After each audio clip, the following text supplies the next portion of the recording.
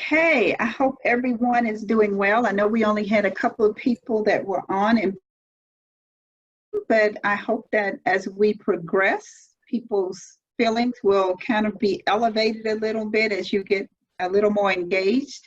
So I want to welcome each of you to our meeting today.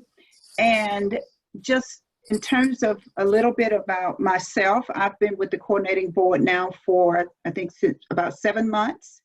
And but I come from Prairie View A&M University as the Director of Institutional Research for almost 9 years. And I have taught in K through 12 level and also in higher ed. And so I am familiar with the challenges that we deal with, but also the blessings that we deal with as educators. And in terms of our data, also very familiar with that. And we have chosen to, we got a small grant, and we wanted to use that to talk more about equity. We've been doing some equity work at the coordinating board, and we wanted to also do some equity work with our institutions. And of course, Rachel, we worked with some of the awareness and equity at the first level with our accountability meetings. And this time you can see we're going toward more of a qualitative approach in talking about data and equity. So I believe that you all will find that very interesting as we progress through this training. So a few people I want to introduce to you. Well, the first one is not an introduction. It's just for her to say hello. And that's Mary Smith. You all have been working with Mary in your region. So I wanted to give Mary an opportunity to say hello.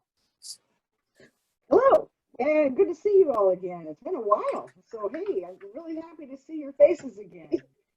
Just background on me, you know me, we had a reorganization here at the agency, so now I'm the assistant commissioner, the assistant deputy commissioner for Ray Martinez now, because David Gardner, as you might have heard, has retired or will be retiring from the coordinating board in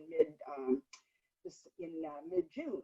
So we've reorganized a little bit of the agency, so now we have what's called the division. Mary, I want to interrupt you. Your sound is really low. I can tell somebody kind of straining here. Oh, I think it got better.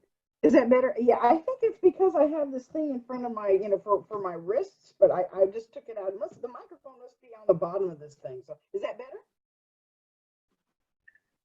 It was a little bit. So maybe if you just talk a little louder.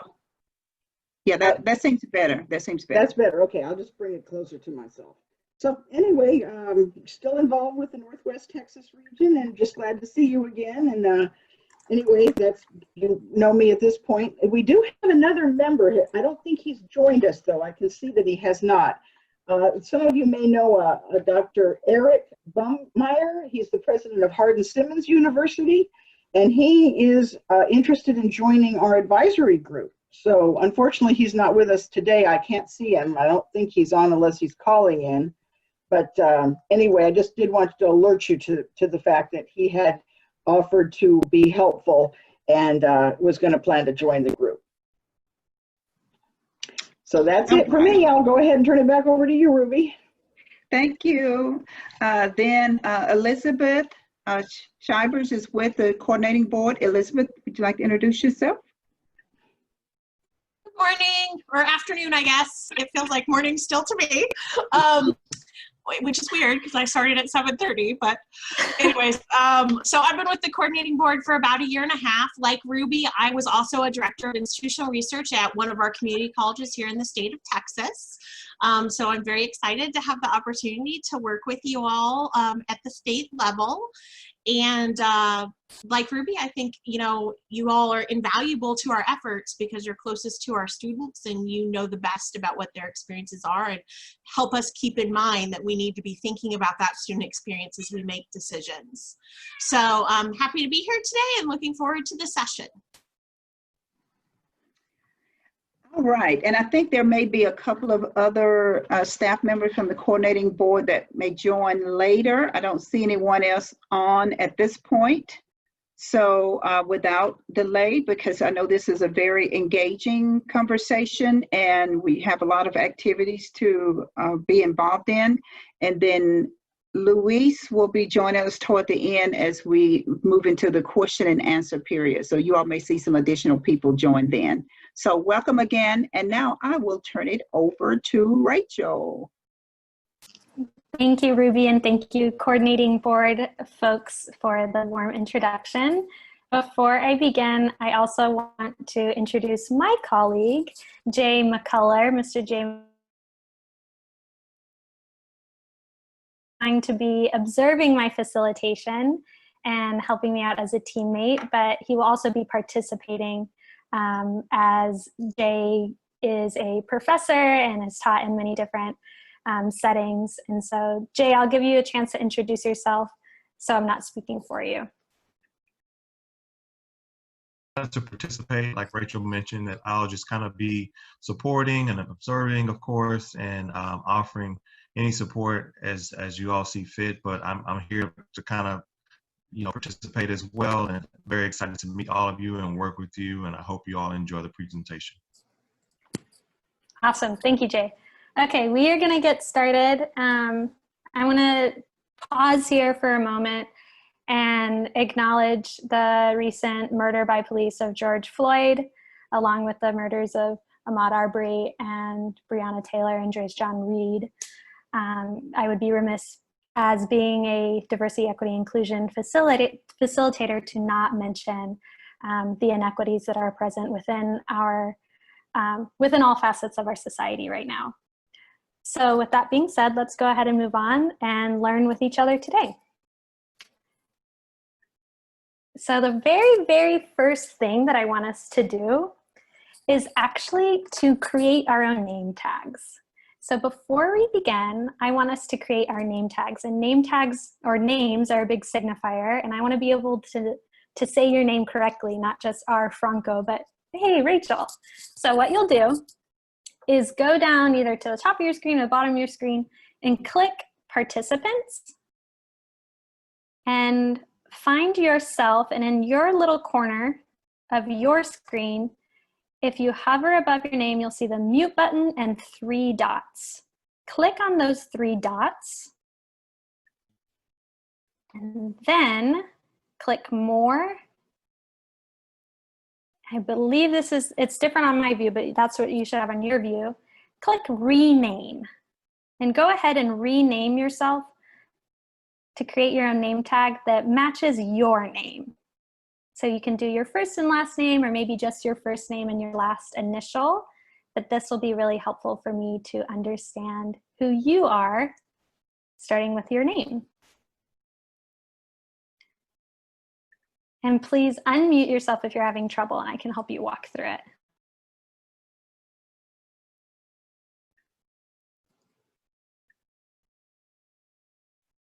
Cool, so we've got Sharon King, Pam Morgan, Mary. Thank you, awesome, Cynthia, love it. Thank you so much. And we have one more person. I'm gonna call you out, CDU Pre, C Dupree. Okay, what do I do? Go to your little corner of the screen, and above your face, you should see 3 dots. Can you see those 3 dots? Yes. Awesome. Click those 3 dots and click rename.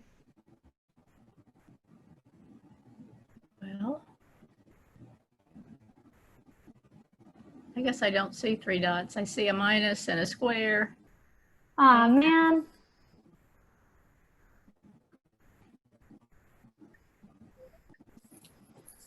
In the upper right-hand corner? That's right. When you see your name, or when you see your face. Okay, then what do I do? Rename? Click, exactly.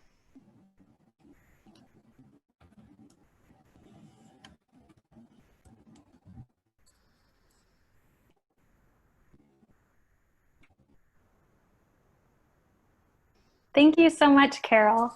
So we've got a lot of great folks joining us today. Carol and Mary and Jay and Louise. let's get started. So this is our agenda.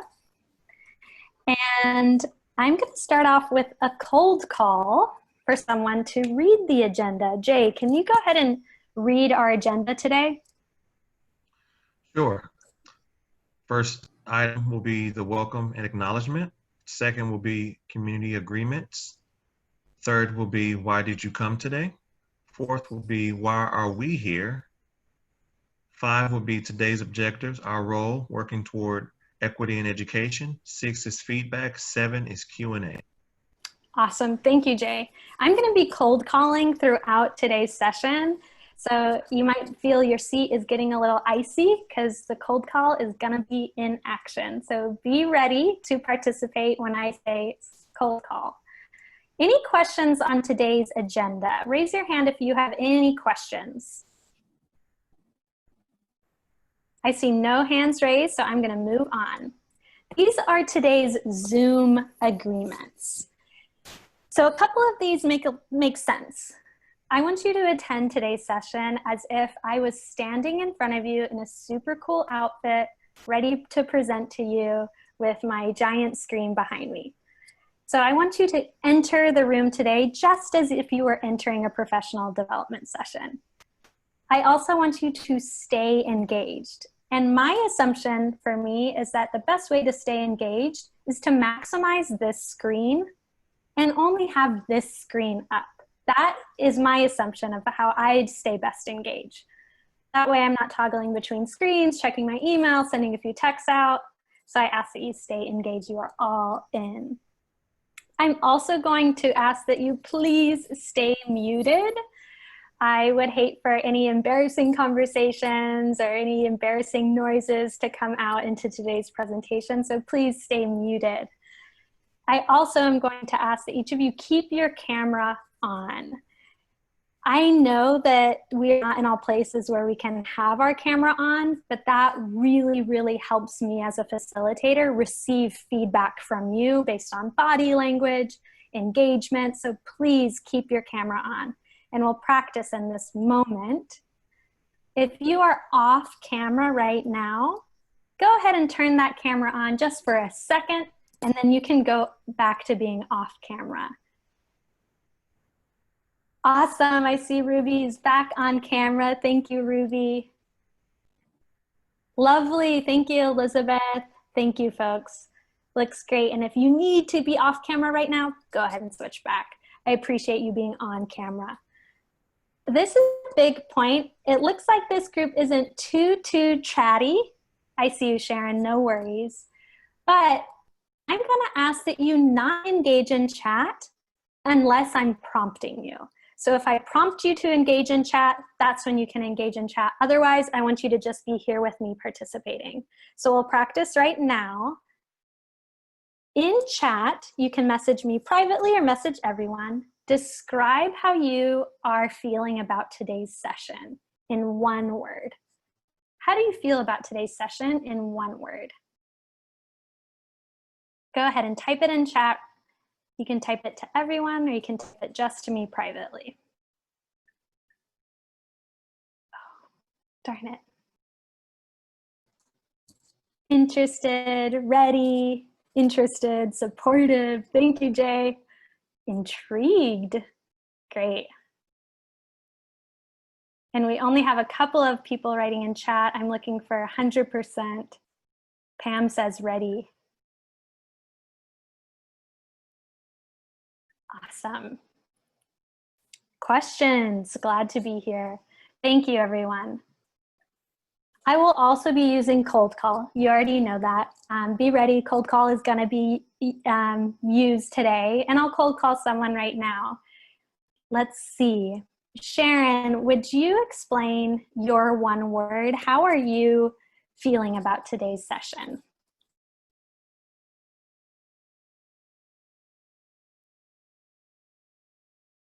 Sharon, how are you feeling about today's session?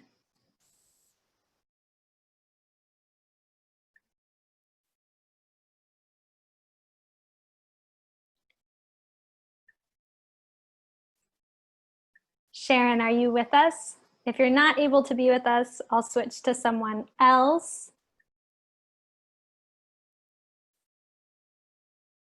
Glad to be here having trouble with my mic. Thank you, Sharon. I appreciated that. Thank you, Cynthia. She responded. I see you. Cool. So we are going to be using cold call, chat when prompted, and have your camera on. I really appreciate it. Let's get started with our learning agreements today. So we have some Zoom agreements. These are our learning agreements, and this is how we are going to be engaging with each other. I would like for us to use I statements as we're speaking from our own experiences. Oftentimes in diversity, equity, inclusion conversations, we can start talking about another group, but we want to focus on ourselves in our experiences. So please use I statements. Next, I want you to own impact. Oftentimes in difficult conversations, we might try to back out of it and say, well, that wasn't my intention. But what's most important is the impact that is created, and we want to focus on impact. Finally, seek to understand. We're going to be really vulnerable today, sharing some things about our own life and our own experiences in life. So please seek to understand those experiences. Quickly, walls will go up and we'll just label and move on. We don't want to do that today. We want to seek to understand our colleagues in this learning space. And finally, this one is an absolute favorite right now. Accept and expect non-closure. What that means is you are not going to walk away today with all of the answers. In fact, you will have many more questions. If I'm doing my job right, you will have many more questions. So today you should expect and accept non-closure. What that also means for me as an individual is in these spaces, I will often think about how other people are not serving me well, or what other people are doing that's harmful. But instead, what I need to do in this space is look at myself and my own actions and accept and expect non-closure on my own growth. So I'm going to do an experiment here, and we're going to try to use breakout rooms for the first time. In breakout rooms, I want you to chat about which learning agreement you are going to focus on. So you've got the learning agreements in front of you right now. It might be helpful to write down the one that you want to focus on. And when we go into breakout rooms, you will talk to another individual about which learning agreement you are going to focus on and why. When breakout rooms comes up, you'll have this pop-up window on the left. It says the host is inviting you to join the breakout room. I want you to click that blue button, join breakout room, and you'll be sent off to another room with a couple other individuals. When it's time to close the conversation, you'll have 60 seconds to wrap up, and then you'll automatically be returned to this larger group session. So we're gonna practice right now. In breakout rooms, discuss the learning agreement that you are going to focus on. Give me 2 seconds to set up these breakout rooms.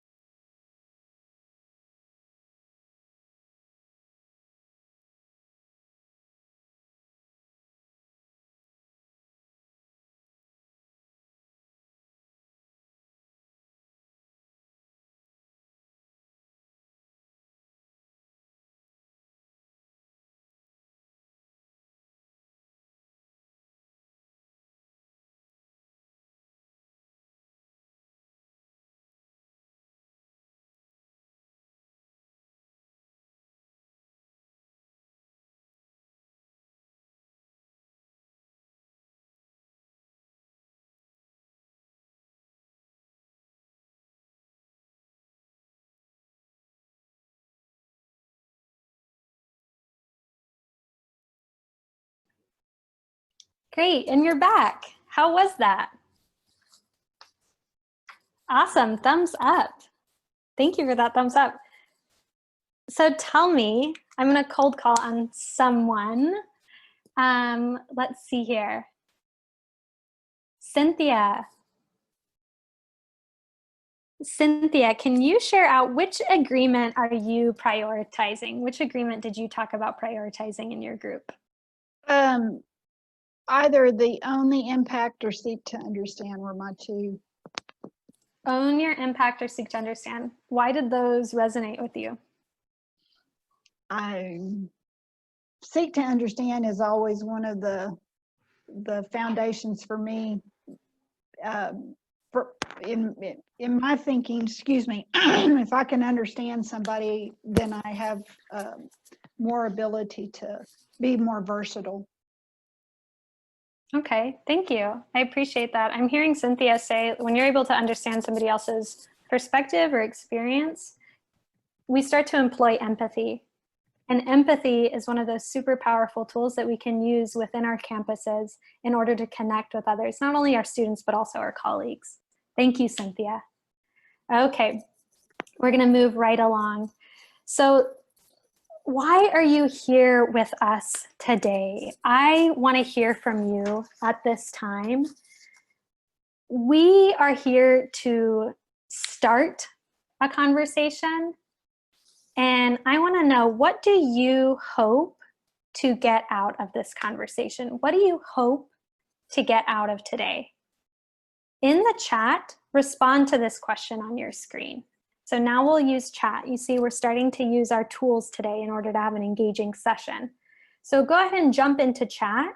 What do you hope to get out of today? Why are you here with us today? And you can chat me privately, or you can chat to everyone.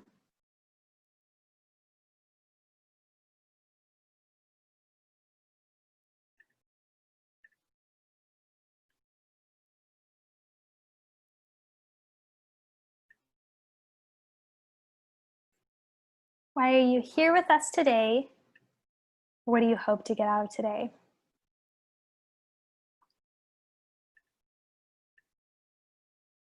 Thank you, Elizabeth. Mary, I want to better understand equity leadership. Thank you, Mary. Sharon, I hope to learn a different way to look at things. Absolutely, different perspective. Pam.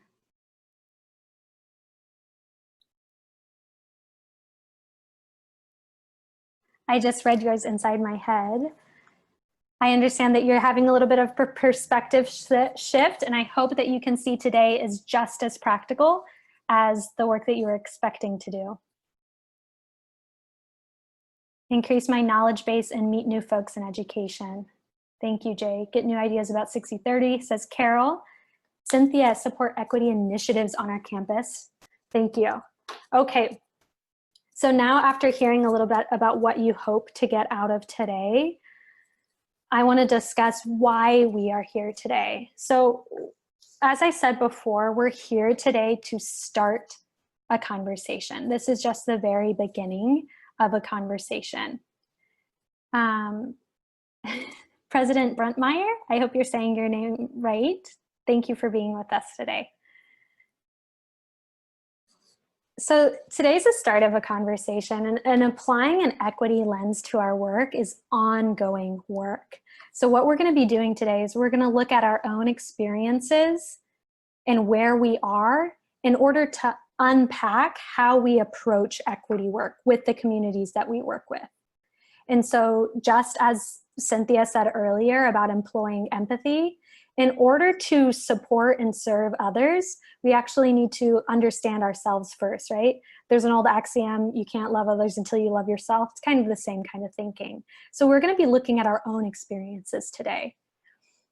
I also want to acknowledge that we are all in different places of entering this work. We're all at different levels of understanding and praxis.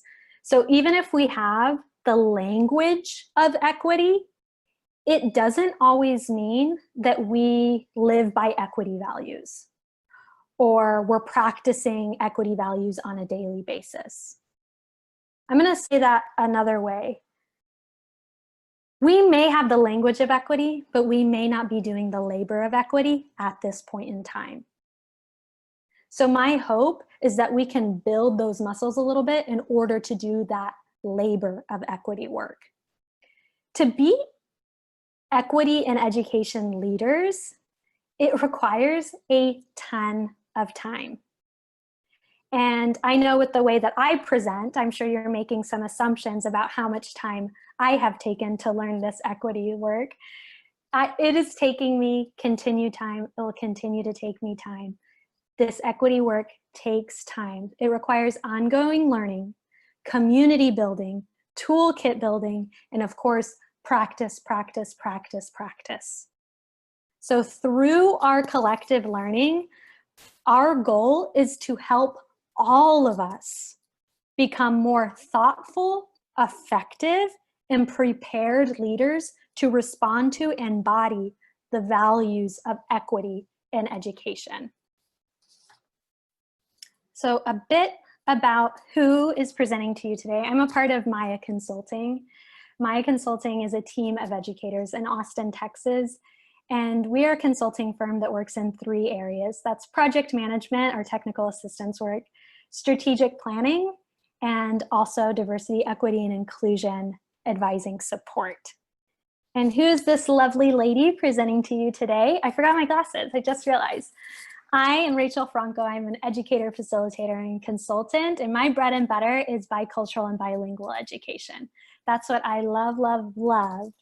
And I am a born and raised Austinite, first-gen college grad. I graduated from DePaul University in the Windy City of Chicago. From there, I started teaching in Detroit. And that was a big, big, big moment for me in my career because I knew that I wanted to stay in education after teaching in Detroit, but I also knew that I didn't know enough. And so I wanted to teach my gente, my people, and that led me to moving back home to Austin, where I continued teaching in Title I schools to multilingual communities. And again, I felt like I didn't know enough. And so I earned my master's in education at Harvard, studying the intersection of identity and lifelong learning outcomes. So that is who is presenting to you today. Started consulting along the way, if I left that out. Here's our objectives today. I'm gonna go ahead and cold call someone. Be on your toes, folks. I'm gonna cold call Pam. Can you read the objectives for us today? Review equity as it relates to the education system. Connect our identities to equity-minded leadership. And thank you, Pam. Go ahead and show me fist to 5. 5, I understand these objectives. Fist or 0, I do not know what the heck we're doing today. Maybe a 3, I kind of know. Show me fist to 5, your understanding of these objectives. I got it, I know what we're doing today. No idea, somewhere in between. 5, 3, 5. Oh, let's see. 3, 3, 3. Okay, so it looks like I need to unpack this a little bit more. 4, thank you, Sharon. Our first objective is going to be reviewing the definition of equity so we can all be on the same page. It's really important that we level set on definition. So that first objective is going to be quick. It's going to be looking at a couple of pictures and metaphors of the difference between equality and equity. We'll level set there, and then we'll go to objective 2. Objective 2 is going to be us getting into that a little bit more of a vulnerable space where we talk about our experiences. And I know it might start as a little bit uncomfortable, but I promise you these are exercises that you can use with your staff and colleagues and students to gather qualitative information. So the work starts here today, and it's going to leave here into your campuses. Why do you think it's important to connect our identities to equity-minded leadership? Go ahead and tell me in the chat. Why do you think it's important to connect our identities to equity-minded leadership?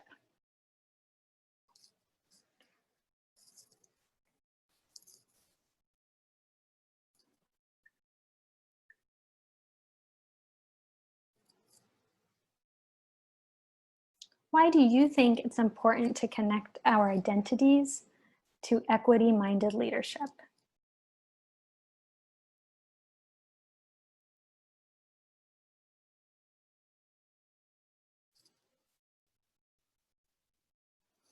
Ruby says we need to understand who we are first.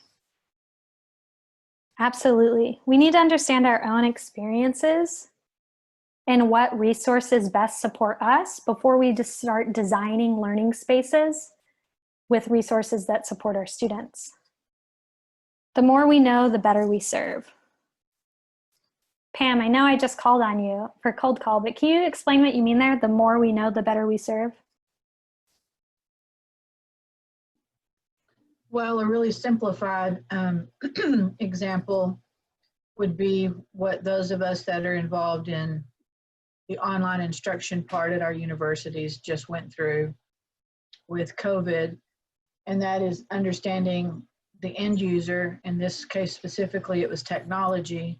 Yes. And what they needed in order to receive the instruction we were trying to deliver. Absolutely. So I can see how that applies really to any kind of diversity that we're talking about.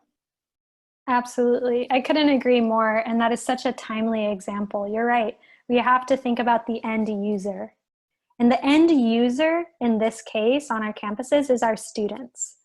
And so we need to think about the identities of our students. But first, let's think about our own identities and how that plays out into the work we do. Jay says understanding leads to advocacy and also exposes blind spots. Thank you, Cynthia, for your private message. Awesome. Okay, let's keep moving. Thank you all for participating and continuing to participate. This is our first objective.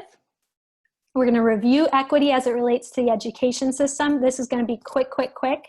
So stay with me. I would love a volunteer here. Instead of cold calling, I'd love for somebody to volunteer and explain the difference between equality and equity based on this image.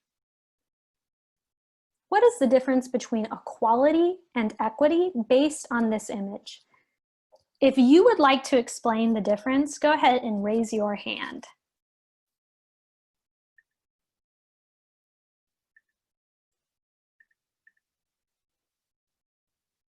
I see you, Pam.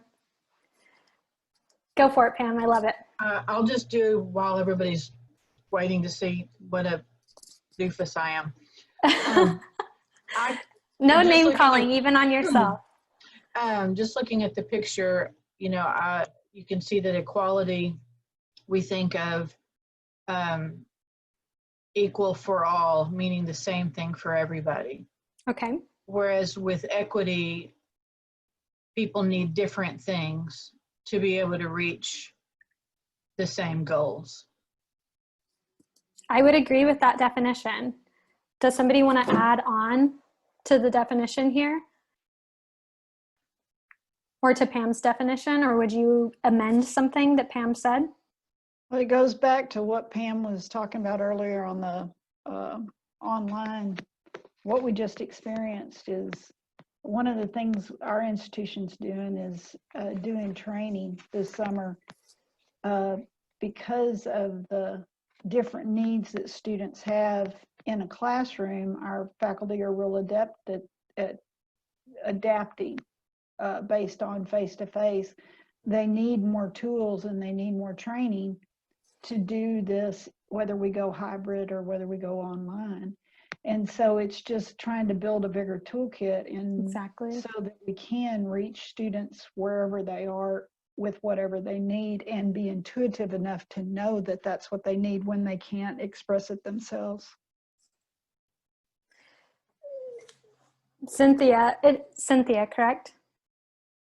Yes, Cynthia, you brought up a great point at the end there about students being unable to express it themselves.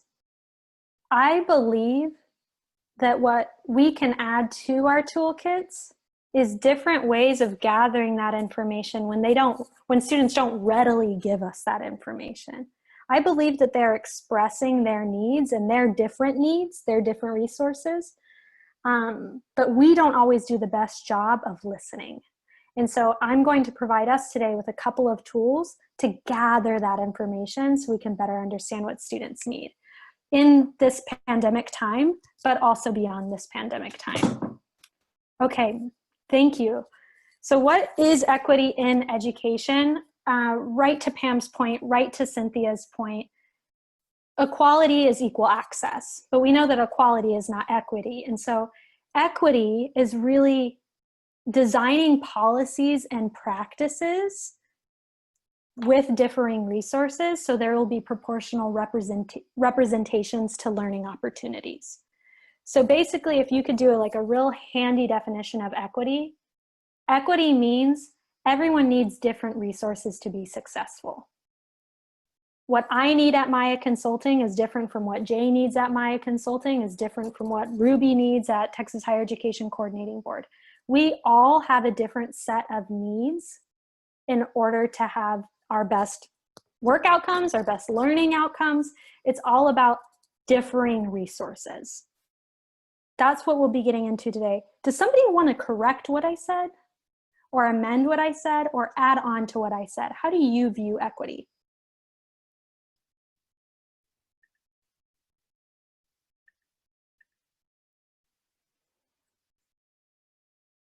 I know Sharon and Pam have done, Cynthia and Pam have done an awesome job participating. If you are good with those definitions, give me a thumbs up so I get some feedback from you. Thumbs up, awesome, lovely, thank you. Okay, let's keep it moving.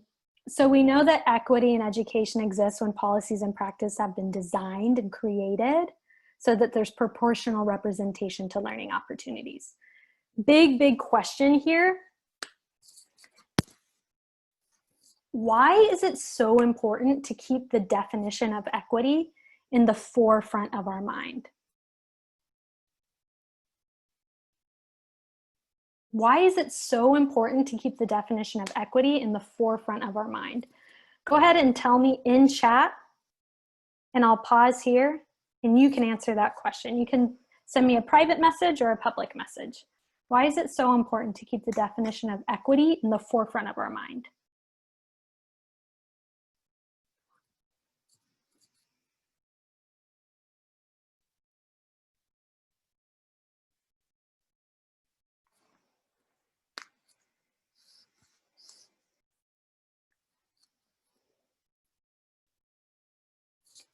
Mary, absolutely. We tend to confuse equity and equality. It's so true. We tend to think that those terms are synonymous, that they mean the same, and they really don't.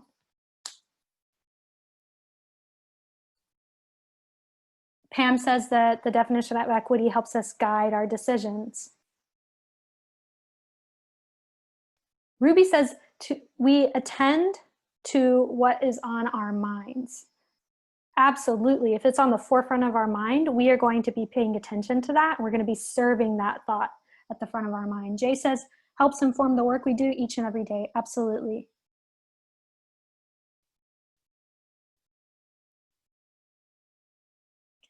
Cynthia, I'm going to go ahead and say your definition publicly. I think this is so true. Cynthia says, because if we are building for others, others' needs must be the addresses for the activity. Cynthia, can you explain what you mean here?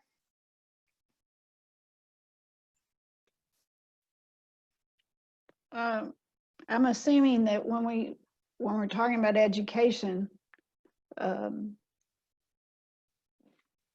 for me, that's a shared conversation or interaction, not just one way. And so, but when I prepare to teach or prepare to share, in order for me to hit everybody, I have to think about who might need the information differently, what their needs are, so that I can cover as many of the bases as possible. I usually have to get to know them sometimes before, if we don't do a pair and share before class. Absolutely. I think that's so true, that I'm hearing a couple of things you're saying, Cynthia. One is differentiation within instruction, or differentiation within the services that we provide for students. But in order to achieve that differentiation, I like this point that you said about we need to get to know our students first. And not just at the beginning of the semester. We need to be getting to know our students throughout our time with them, the 2 years that they're with us, the 4 years that they're with us, and continue to get those qualitative data sets in order to inform the work that we're doing. Today, we're going to be focusing on qualitative data sets. And of course, asset-based thinking to strengthen our equity work.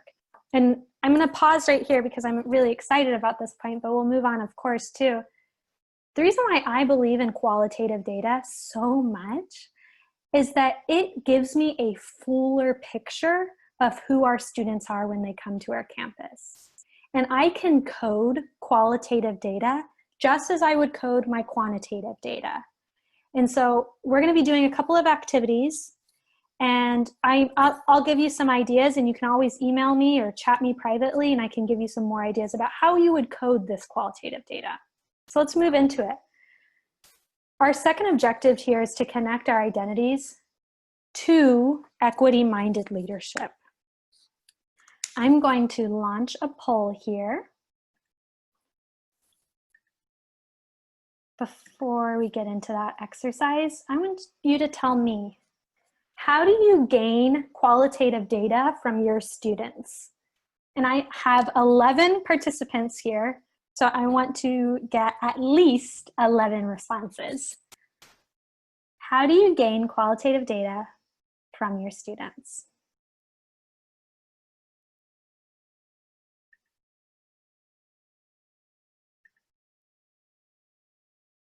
Two people have voted.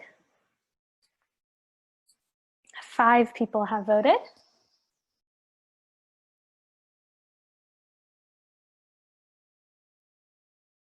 And I'll go ahead and close the poll in just 20 seconds. 6 people have voted. How do you gain qualitative data from your students?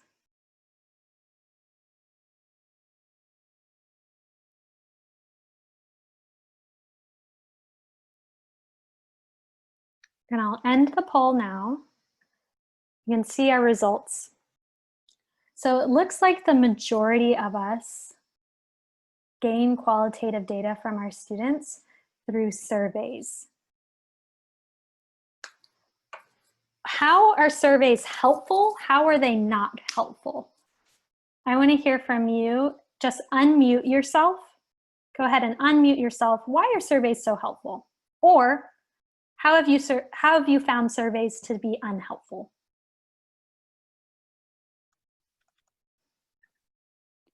Surveys are hard to design well in terms of not having leading questions and stuff like that. And so for me, that's the drawback to surveys, to make sure that they're not pushing an agenda.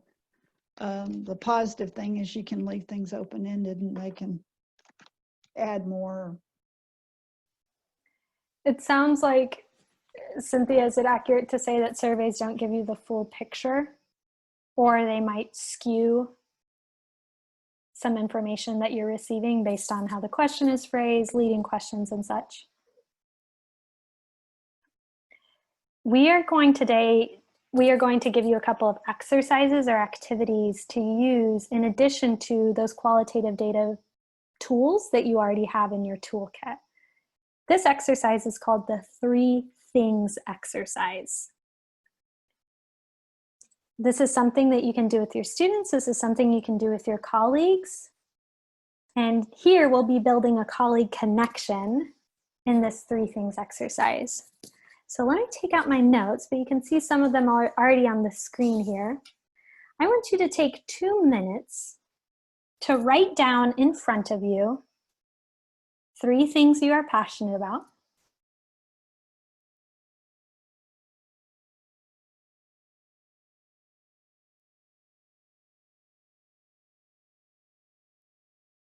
Three people that you love.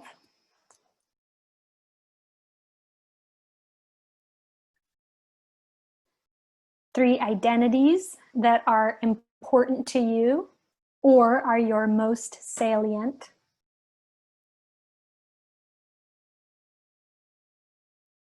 And 3 events in your life that made you who you are. When you are done writing down your 3 things, just give me a thumbs up. Don't worry, I'll take a pause.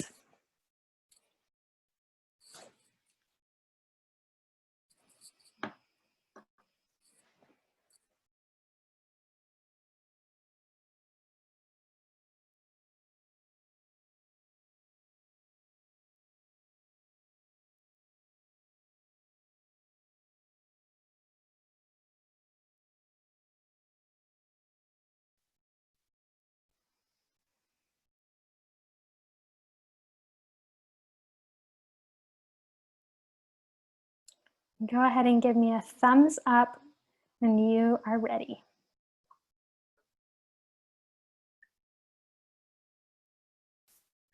Thank you, Jay. I see your thumbs up.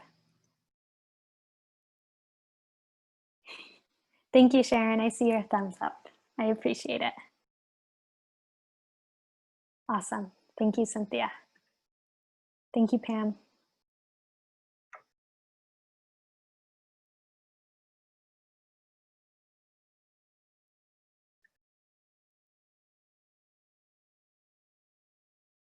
Okay.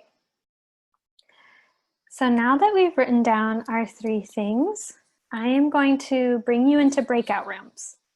And in breakout rooms, I want you to introduce yourself to your colleague using everything that you have on your paper, except the 3 people that you love.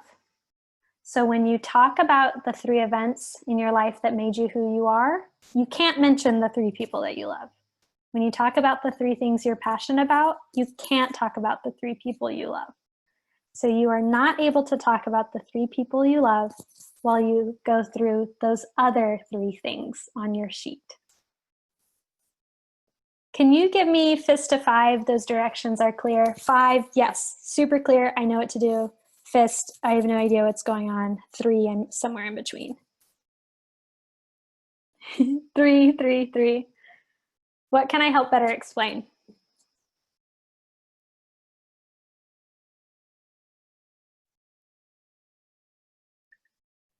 For me, it's I'm not sure I'm interpreting what you're asking correctly. So what you're going to do is when you go to breakout rooms, introduce yourself to your colleague by talking about the 3 things you're passionate about, the 3 identities that are most salient to you, and the 3 events in your life that made you who you are. You may not talk about the 3 people you love at any point in time. Any clarifying questions?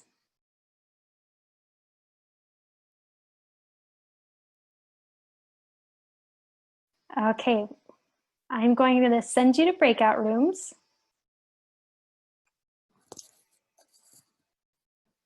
Let's see here.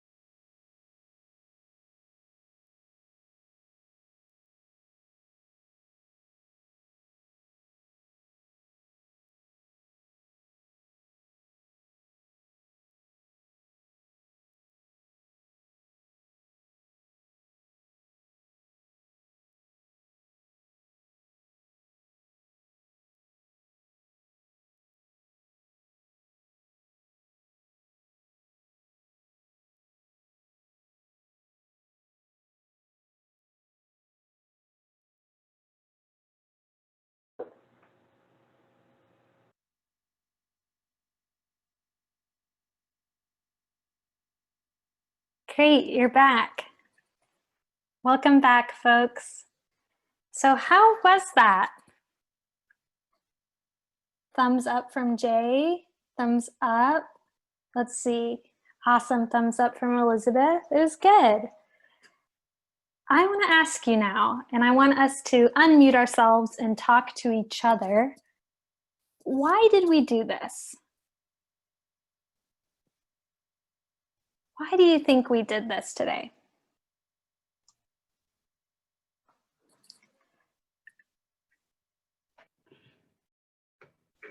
I think it helps us connect with each other, because when you're in a large group, you may isolate yourself or tend to operate in a silo. But when you are able to do small groups, it makes it more intimate. You can naturally make those connections, and then it kind of, again, goes back to what I've been saying. Kind of helps inform the work that we do. You can make that qualitative approach to things. So I think that. Thank you, Jay. So I hear Jay saying that by being able to share a part of ourselves, we're able to connect with each other. That's very true. Was it difficult to not mention those 3 people that you love? I see some people shaking their head yes. Maybe no, maybe it wasn't difficult at all.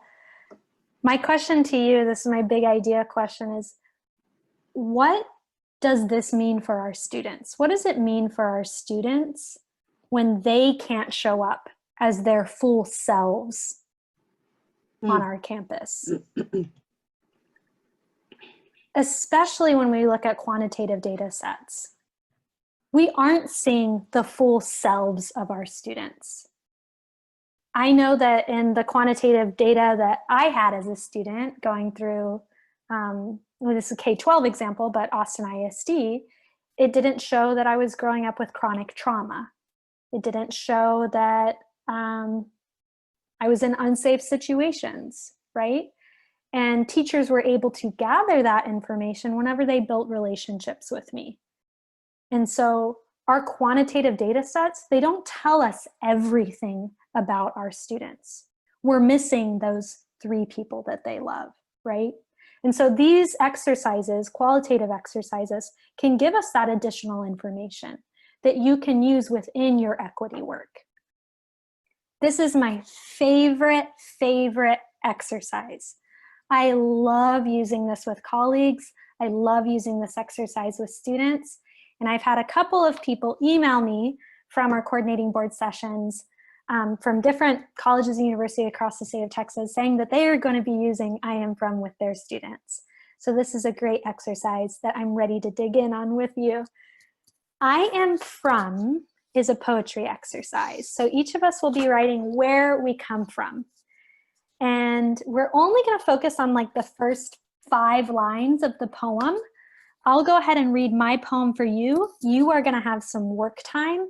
You'll share with each other, and then we'll talk about what we found in common, to Jay's point earlier.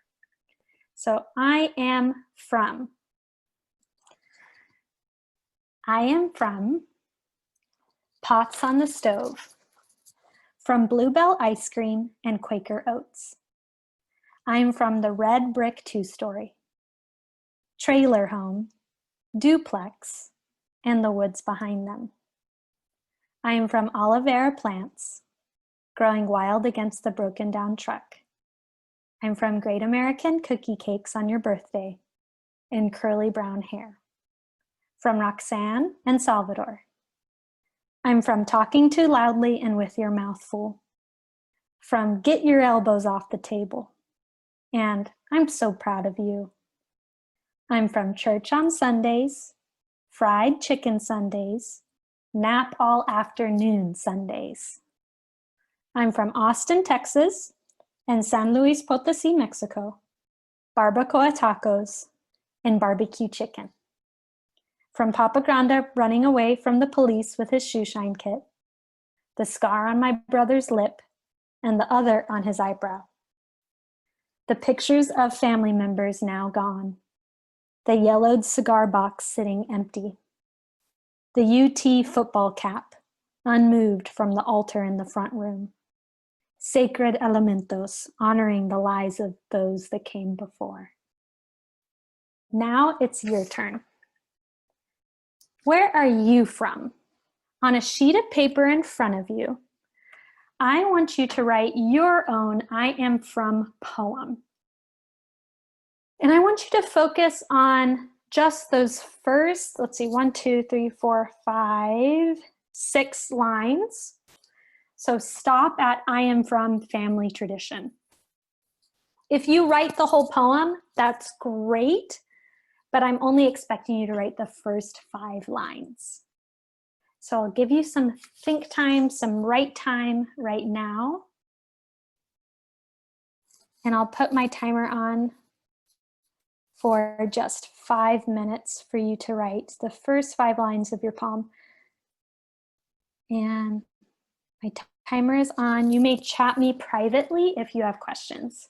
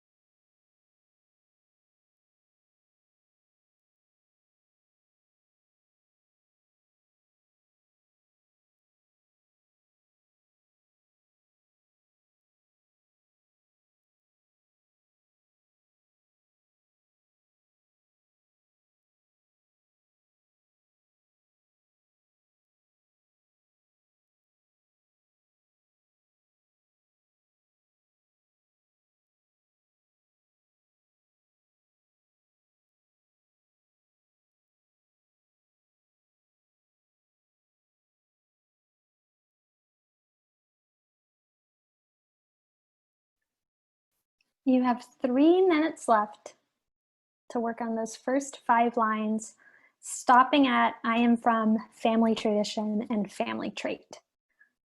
You can always chat me if you have any questions.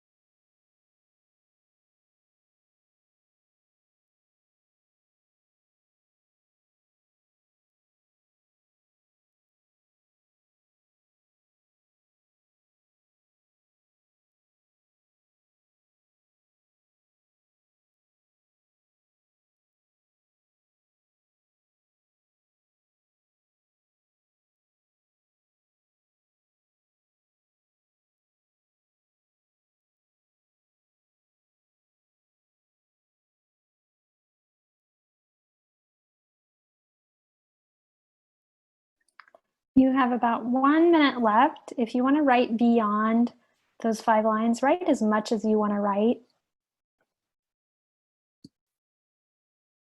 And give me a thumbs up whenever you're done with your poem.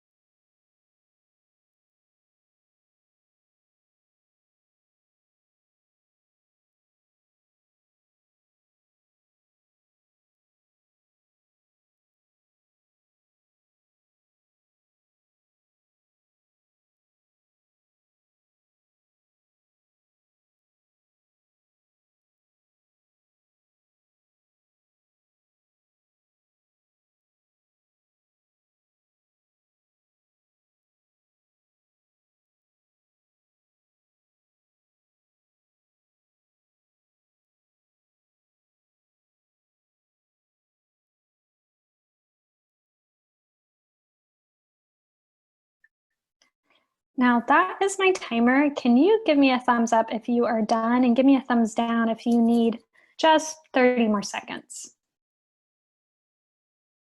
I see a thumbs up. Thank you. Thumbs up. Awesome. Thumbs up. Thank you, Carol. We are going to go ahead and go into breakout rooms. I want you to read your poem to your colleague. And you're looking for what you have in common. When we come back together, we'll talk about what we found we had in common with our colleagues. So let me send you to breakout rooms.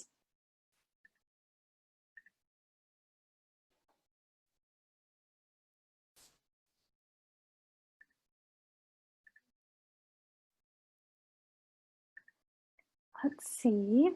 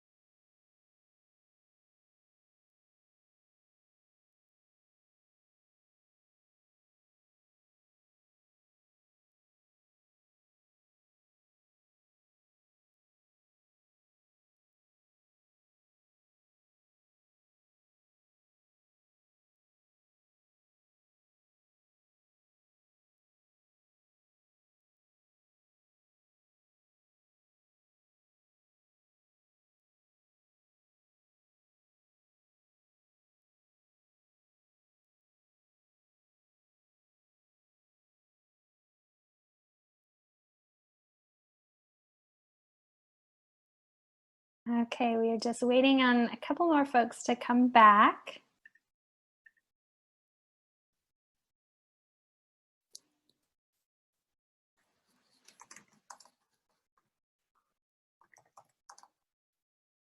It was great.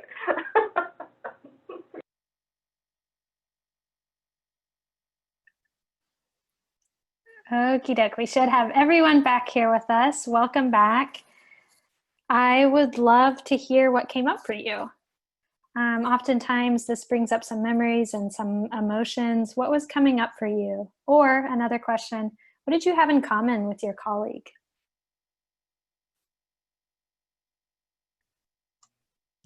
I'll go. So Carol and I actually were partnered together, and we found out that we are both from the Midwest. So she's from Kansas and I'm from Iowa, and she's been now in Texas for over 30 years. I've been here for about 6.5. So that was very interesting, I thought. And it was interesting how we talked about, we had similar experiences, even though she had grown up in the country and I had grown up in a city. So. Midwest gals, I love that. That's great to hear. Other colleague connections, what are some other connections that you made? Thank you, Elizabeth, and thank you, Carol. Go ahead and unmute yourself and share out what are some connections that you made. Or what did this make you think of in terms of your students? I probably will use this with my online students because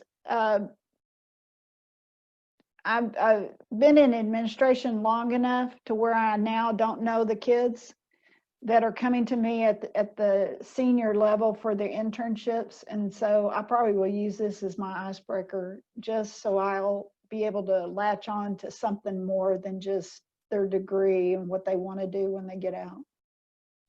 I love it. That's great to hear. This is an awesome exercise to use with students because you really get a sense of course, where they're coming from, what their family structure looks like, who's close to them, memories that are important to them.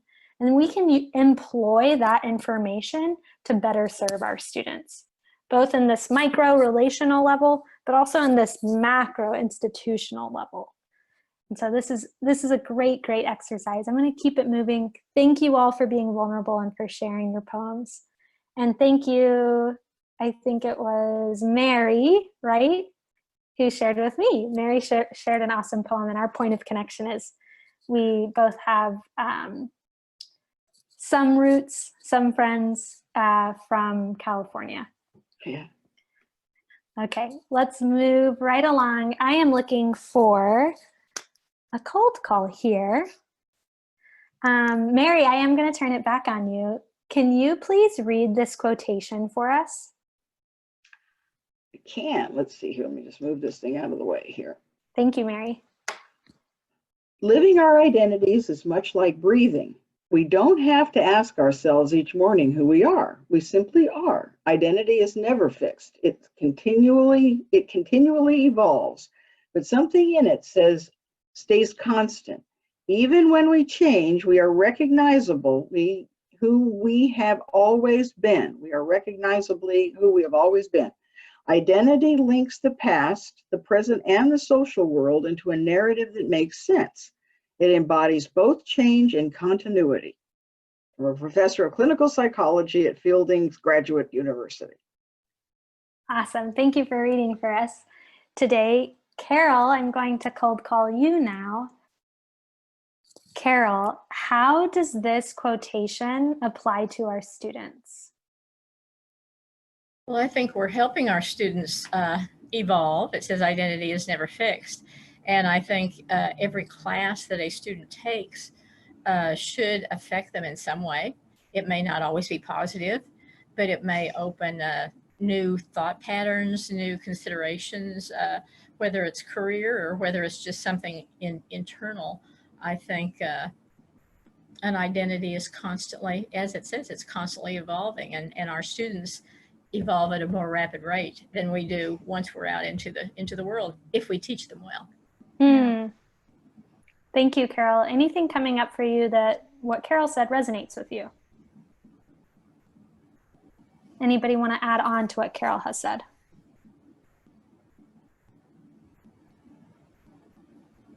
Okay, I'll keep moving here. I think something that I heard Carol say is, yes, our students are constantly evolving, especially in our classrooms as we provide information.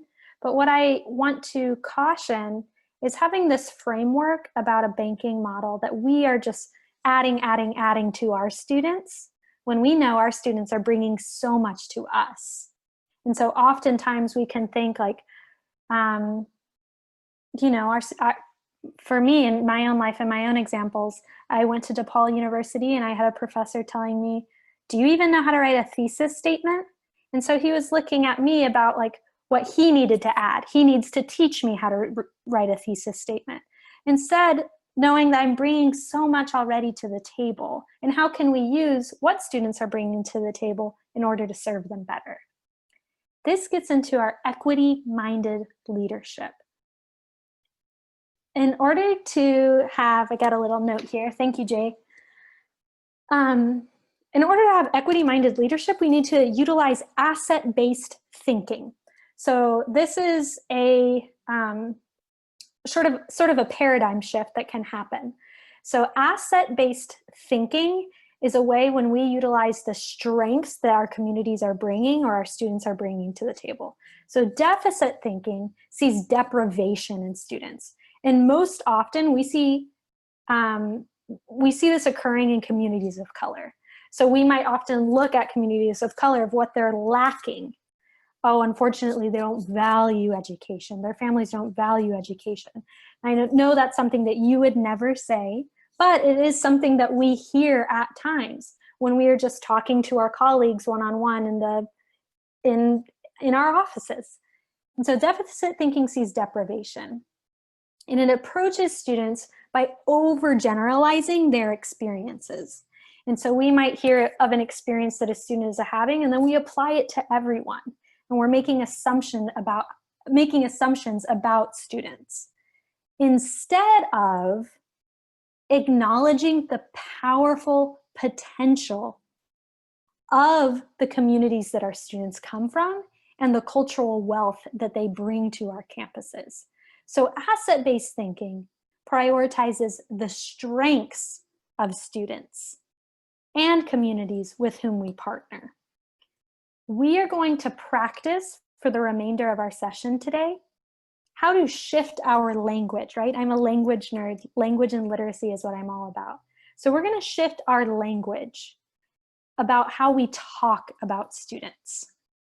Because the way that we talk about students can have a major, major impact on the way we think about improving student achievement. This is a huge point. I'm going to say it again, and I'm going to pause for any reactions. The way we talk about students can have a major impact on the way we think about improving student achievement. Do you have any reactions to this? Go ahead and unmute yourself. Anything coming up for you when you think about this quote?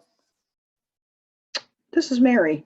You know, what it brings to my mind is, I was studying communication in school, that when we label someone in a particular label, then it constricts our thinking about that person. And it also affects that person because they start thinking of themselves as that label. So things like, you're really, at risk. What's that? Or, sorry, I was thinking of an example like at risk, but go ahead, please, I interrupted you. Yeah, or, just a really awful label like, wow, you're really stupid. That's not a good label to be putting on somebody, especially a little kid. But anyway, that's what it sort of reminds me of that. Absolutely. Thank you, Mary. So the way that we talk about students, it has this impact on the way we think about improving student achievement. And when we talk about students, we don't want to look at what they are lacking and what we need to pour into them, because that actually dehumanizes this experience with students. And instead, we have to think about students with an asset-based lens. Asset-based thinking is strengths-driven, it's opportunity-focused, it's internally focused, what's in your locus of control, and it also prioritizes institutional accountability. So what can we do? What do we know has been successful for these students in the past? What do we know has been successful in similar institutions? Asset-based thinking asks the question, what is present that we can build on? So asset-based thinking is really like growth mindset, Carol Dweck type of thinking. Whereas deficit-based thinking, and this is something that we all do and we all are privy to, is needs-driven. It's problem-focused, and it's externally focused. And it places blame on students instead of institutional accountability. Finally, it asks the question, what additional knowledge, skills, resources will we need to tackle these pressing problems? I'm not saying don't look for resources and don't build your skills in order to serve students. That's not what I'm saying. But oftentimes, whenever we see these really gnarly data points that show that our students are not achieving at the rate that they could be, we start to blame everybody else and look outside of our locus of control instead of looking inside. What do we have within our wheelhouse? What do we know is successful? Let's go through some examples and learn together. So when we are talking about students, when we're talking about data, I'll start when you think achievement gap. So the achievement gap exists right now within our country of low income kids of color and their upper income, often white peers. Instead of achievement gap, we're thinking about an education debt. And an education debt acknowledges the systemic and historical occurrences that our students of color have faced. And so we know that white students have historically and systematically been prioritized over students of color. And I know this is true because I think about my own life and the experiences of my grandparents. Being Mexican Americans, they were afraid to go to school because when my grandmother did attend school, she was beaten by school teachers for not speaking English. So she wasn't able to speak Spanish at school, her native language, and she was unable to learn. When she did enter school and was speaking English, instead of being on a 7th grade classroom, they placed her at a 2nd grade classroom, even though she was performing far and above that. And so we know that there's a historical debt or an education debt that our students of color are facing. I could belabor that point. I'm going to move on. This is the example that we'll be focusing the most today. So we have this data point. 60% of Hispanic female first-time undergraduates graduate from public, and there's a typo here, from public Northwest Texas universities in 6 years. So we have that data point. Let's turn this data point into asset-based thinking. How we would do this is by placing institutional accountability into this description. So instead we would say, our region has successfully served 60% of Hispanic female students. So we're tweaking it just a little bit in order to place institutional accountability and in order to have this opportunity-focused language. Now I want us to practice, and I'm taking a risk here, but we're gonna try it. So the risk is, I would like for us to go to breakout rooms. I want us to go to breakout rooms, but I want you to be able to see this screen. And so I would encourage everybody to take a screenshot if you can, of this data in front of you. If you're able to take a screenshot, give me a thumbs up, but if you are not able to, or if you won't be able to see the data, give me a thumbs down. Thank you, Elizabeth. Okay.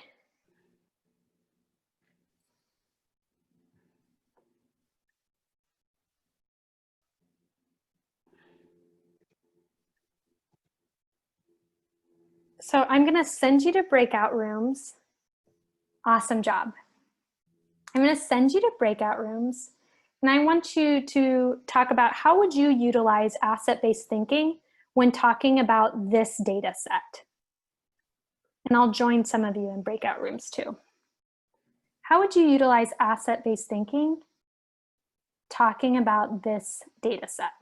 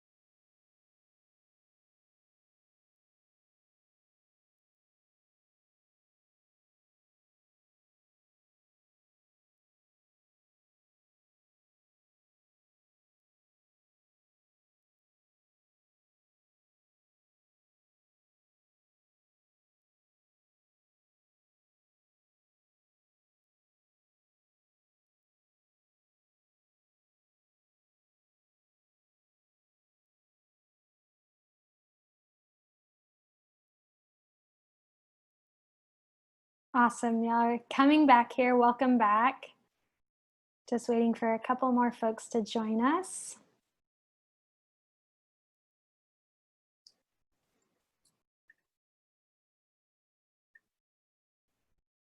Awesome.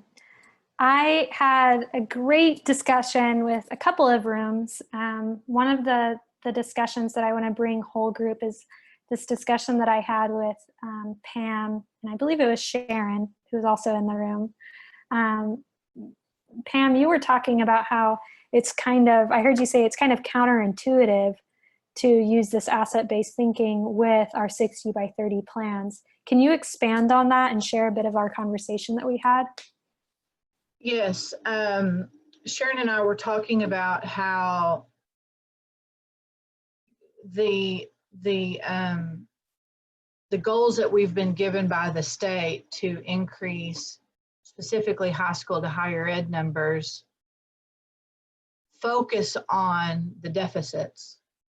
And so it's very difficult to address those deficits and how to overcome them if you're trying to stay with affirmative word usage. And we said maybe it could be used in the overarching goal of the state and what they're trying to do for the population, but it's going to be hard to drill down in the specific targets without saying what it is, and that is unacceptable.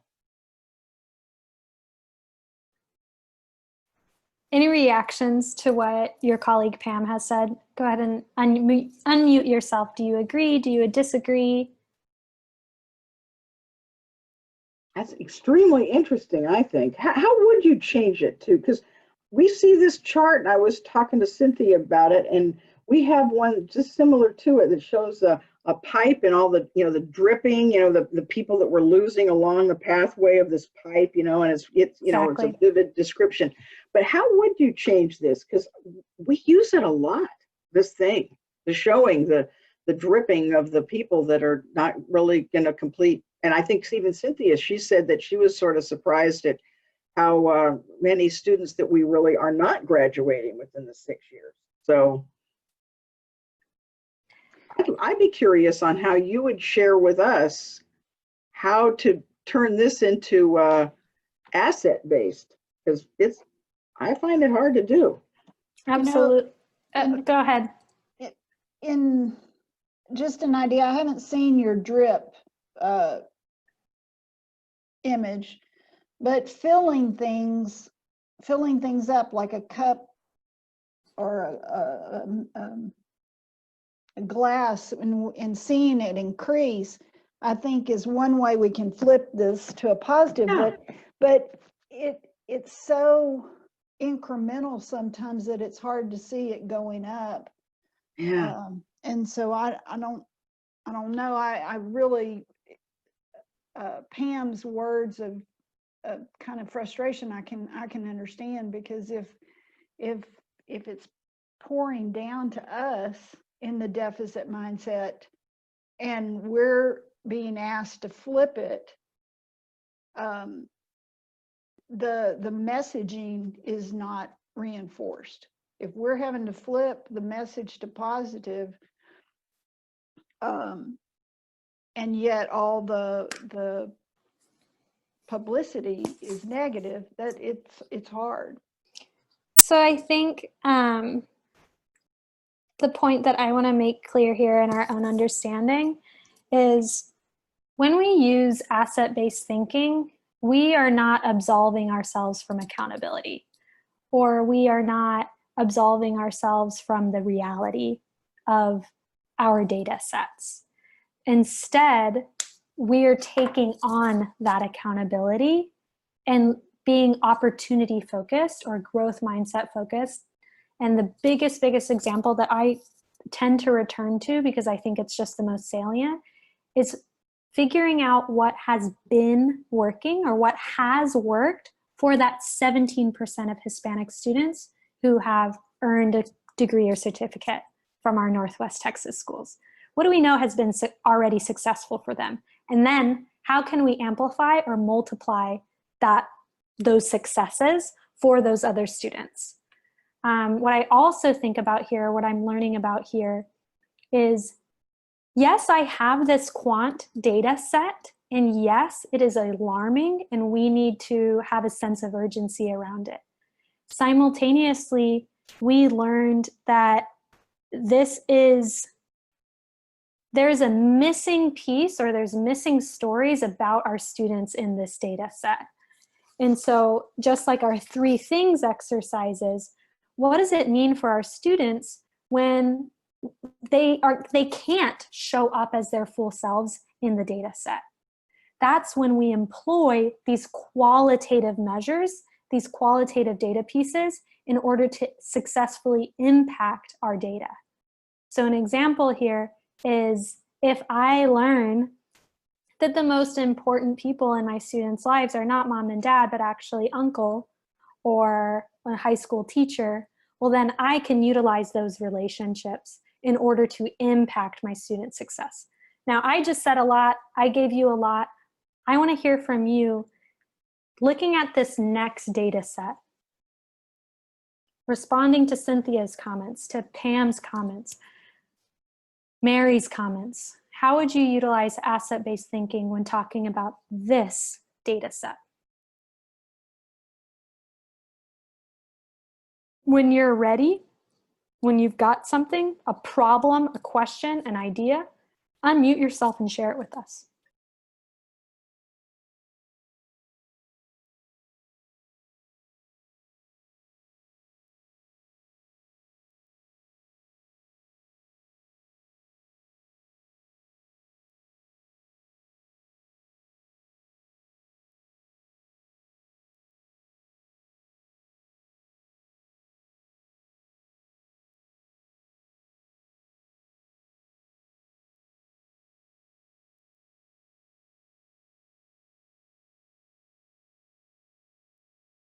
And I can see us processing.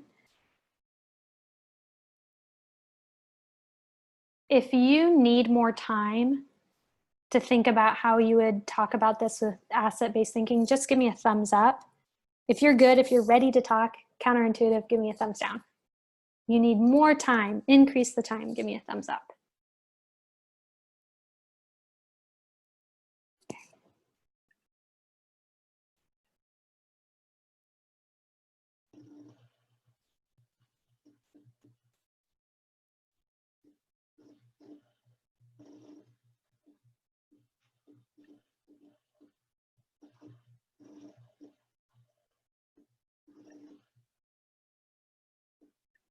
Okay, and I'm going to go ahead and cold call, bring us back. How would you utilize asset-based thinking when talking about this data set? And I'm going to cold call Sharon. Sharon, if you can unmute yourself. What are you thinking?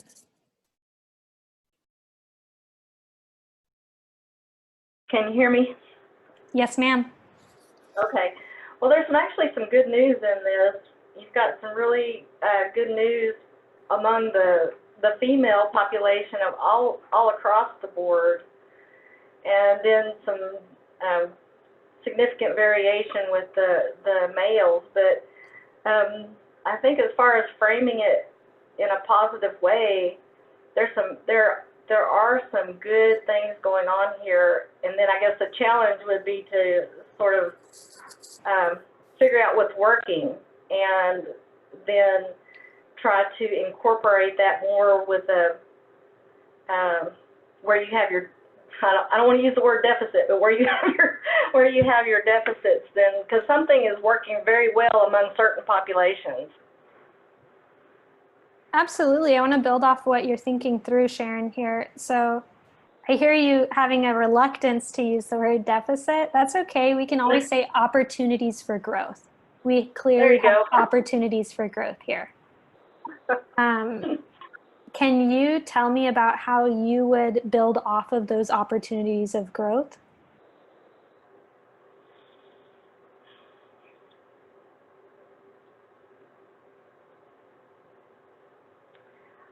Well, I'm not exactly sure how I would proceed, but I think I would maybe, take a look at the cohort and try to dig down and see, if there's a commonality there that could be looked at as far as trying to figure out the what is causing the success, if you will, across those across those populations. So it would, I don't think it would be a very easy thing to do, but it would definitely be something that you would want to look at. Absolutely, and I think that's part of the tension and part of the opportunity that coordinating board is giving to you here is thinking about what do we know has been successful, or is there a commonality among groups that has been proven successful for graduation rates or for degree earning rates? And so is there a certain, well, I don't want to go this way because I don't think it'd be helpful. What else? Do other folks have comments, questions, ideas on how they would respond to this challenge? How would you utilize asset-based thinking when talking about this data set? One of the things that I would appreciate knowing more about before making a recommendation on anything, and Yes, that is Cynthia. actual raw data. Tell me more. Because with the different groups, you've got some populations that are less, there's just less in this West region. And so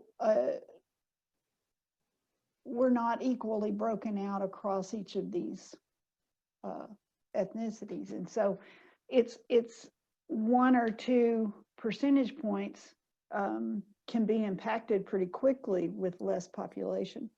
And so I think understanding that might be helpful, especially when you're planning for opportunities and looking for commonalities across everything except for the other. Males are below females. Females outpace them. And there's got to be a reason for that. Is it total number of people, or is it, occupational need, or? I hear you, Cynthia, and I want to be able to respond, and I hope I can offer you some thinking here. Is oftentimes we can intellectualize or go a little bit more into, well, I need more information in order to make a recommendation. I hear you doing that, and that's true. But also, if we have just 5 Hispanic students who are graduating at a rate of 35% or earning degrees at 35%, then what do we know about those 5 students? What are the classes they're taking? What do we, just going into deeper with those 5 students. So even if it is a small number compared to the whole, what can we learn more about that smaller set?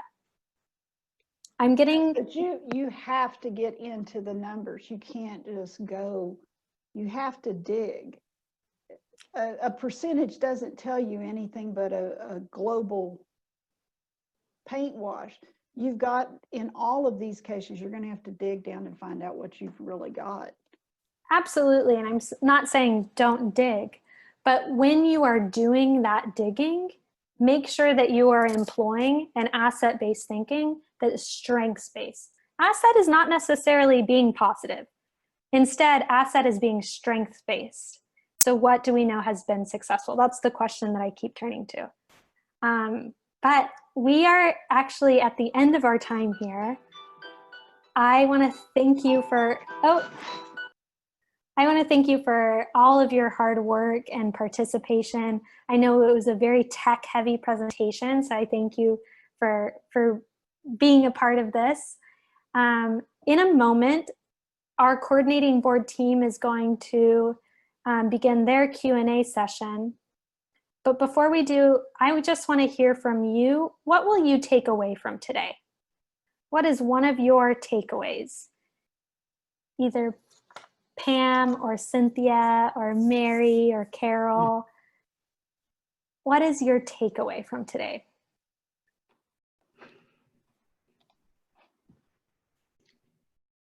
This is Mary. I really like that equity versus equality thing, that little picture that you had with these little kids. That was really good, in my opinion. Yeah, that was very helpful. So I'll take away that. Excellent. Thank you, Mary. It is a helpful illustration. Absolutely.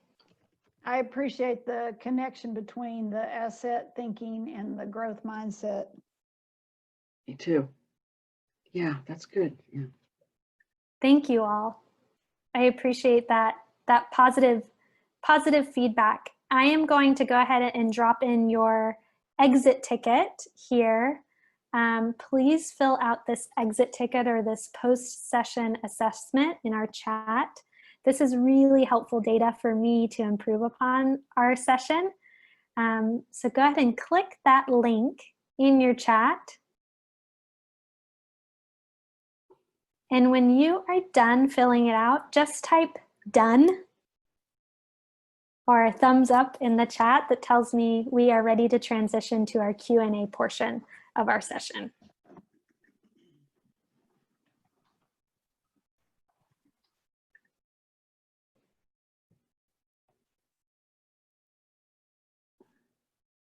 I think I might have done something wrong. I see you rather than a survey. Oh no, how can I help? You should see in the chat. Is there a survey? Yes, you should see in the chat a link, and it's all gobbledygook, but you click that link in our chat, and that will take you to your post-session assessment. Are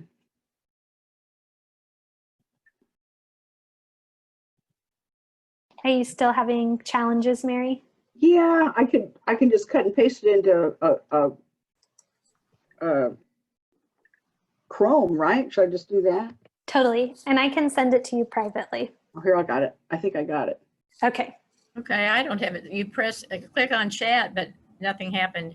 Yeah, that's kind of what happened to me. I'll message it to you. Okay, Carol, I just sent it to you on private. thank you. You're welcome. Yeah, and this Chrome's not working either, so if you don't mind sending it to me. Absolutely. Just sent it to you, Mary. Okay. Looks like Sharon, you're done. Thank you. When you are done, just tell me in the chat done or thumbs up, or give me a thumbs up. And we'll transition over to the coordinating board.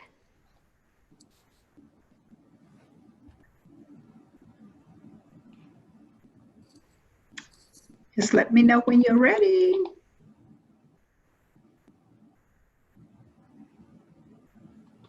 Who, Ruby? Hey, Luis. Hey, Ruby. Rachel, my Yes. Zoom a couple of times. Could you please put me back as co-host so I can, or Yes, I sir, can you got it. screen all that? Done. Thank you. You're welcome.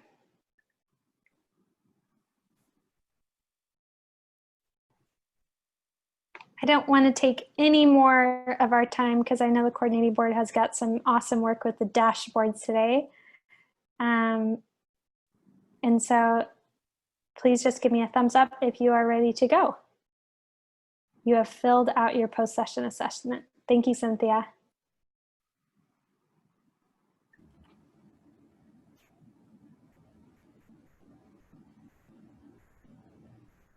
Cool.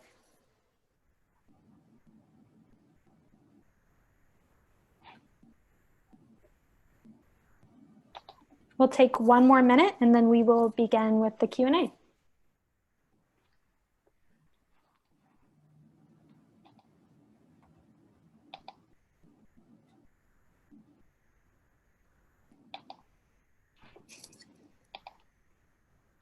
Okay, we are ready to go, Ruby. All right. Thank you, Rachel. So we are going to go ahead and make the transition to the Q&A and have a demonstration of our dashboards. And so I know we have online for the coordinating board, we have Lori that have joined us. Lori, would you like to say something now to the group? Sure. Good afternoon, everyone. I'm Lori Fye. For those of you I haven't had the pleasure of meeting yet, I joined the coordinating board in February as part of Commissioner Keller's new leadership team, and I serve as the Deputy Commissioner for Data Analytics and Innovation. I've joined you because I've done the training with Rachel, which I very much enjoyed and learned a lot from, and I'm excited to see the dashboard presentation. Thank you. And let's see, did we have anybody else join from the coordinating board? We have Diane. Diane, would you like to say something to the group? I'm on mute. Hi, I'm Assistant Director for Strategic Planning, and I'm just joining in. I've been through 2 of these, but I'm gonna just see how it all is working. So I'm just here to kind of observe. Thanks. All right, thanks.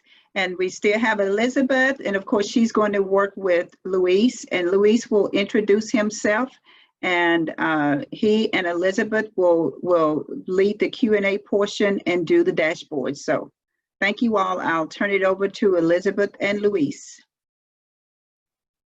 Hey everyone, again.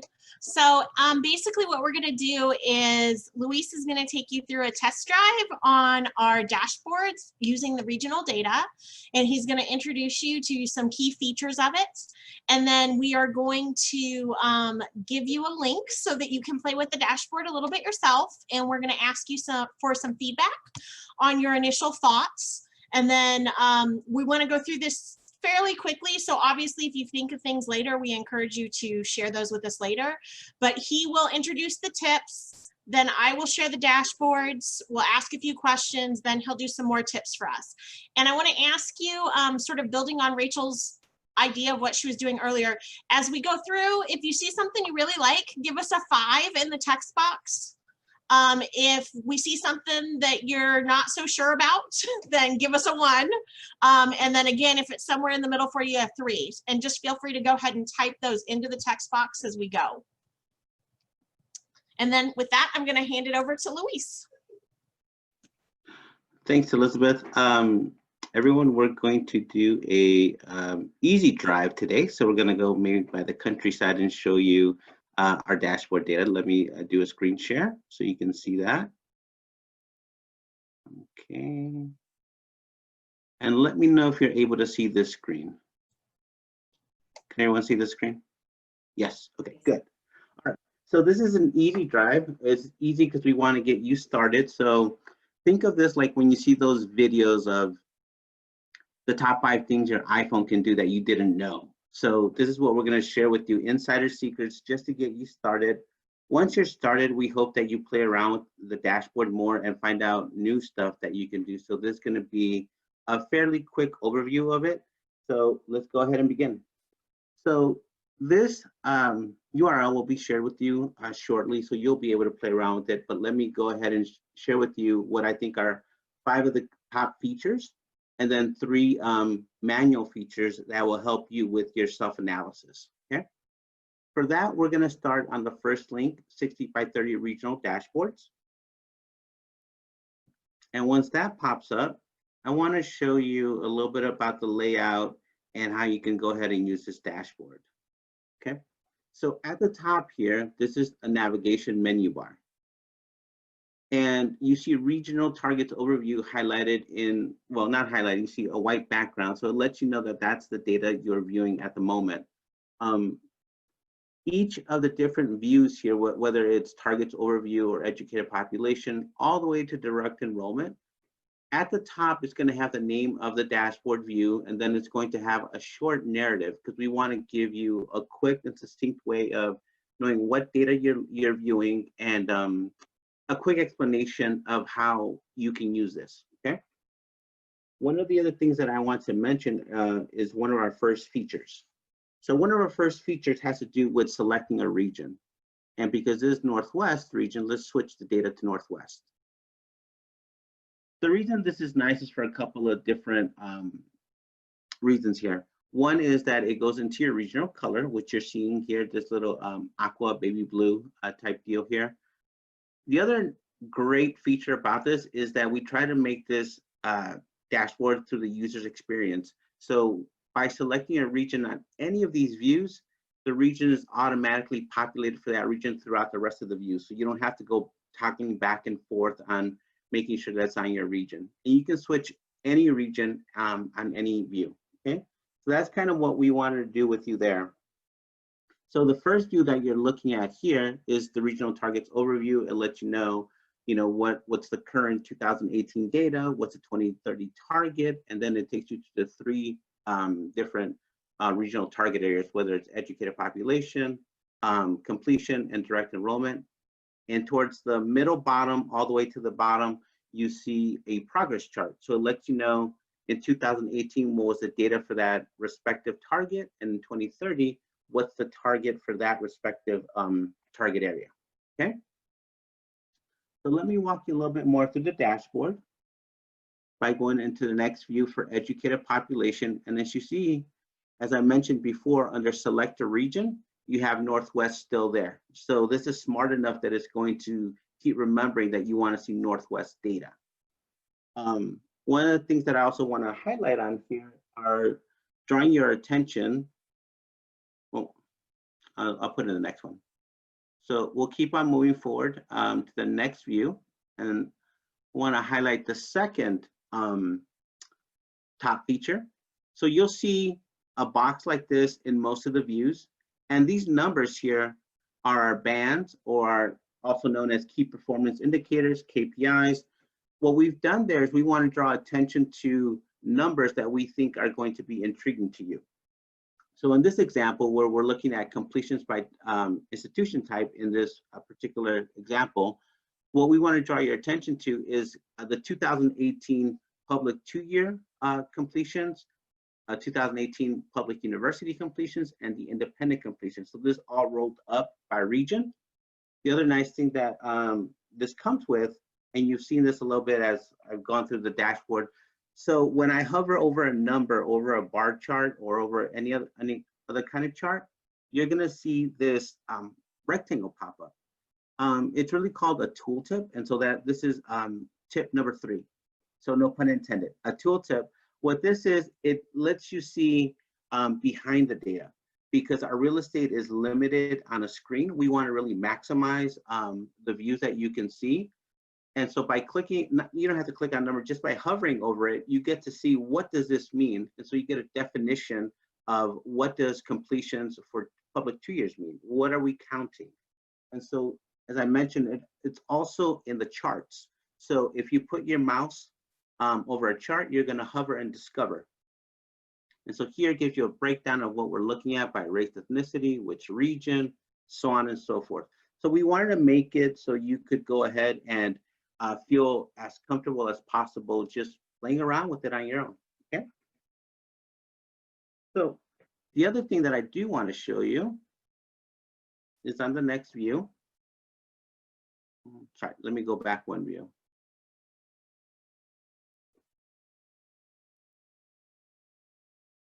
So to the educated population. So these tables here, over here where it says 60 by 30 educated population by credential Northwest, and population 2018, 2020 projections. These are called highlight tables. And the reason that we felt that they were useful was, one, because it helps direct your eye to what we believe will be most important information by highlighting it by 2 dimensions. The first dimension is by the color of the cell. So we look at the gradient. So the darker the gradient means the higher the number. So for example, here you see bachelor degree in 2017 were some of the highest, so it's in a darker blue background. A little better example, because it has fewer numbers in it, is the table right below.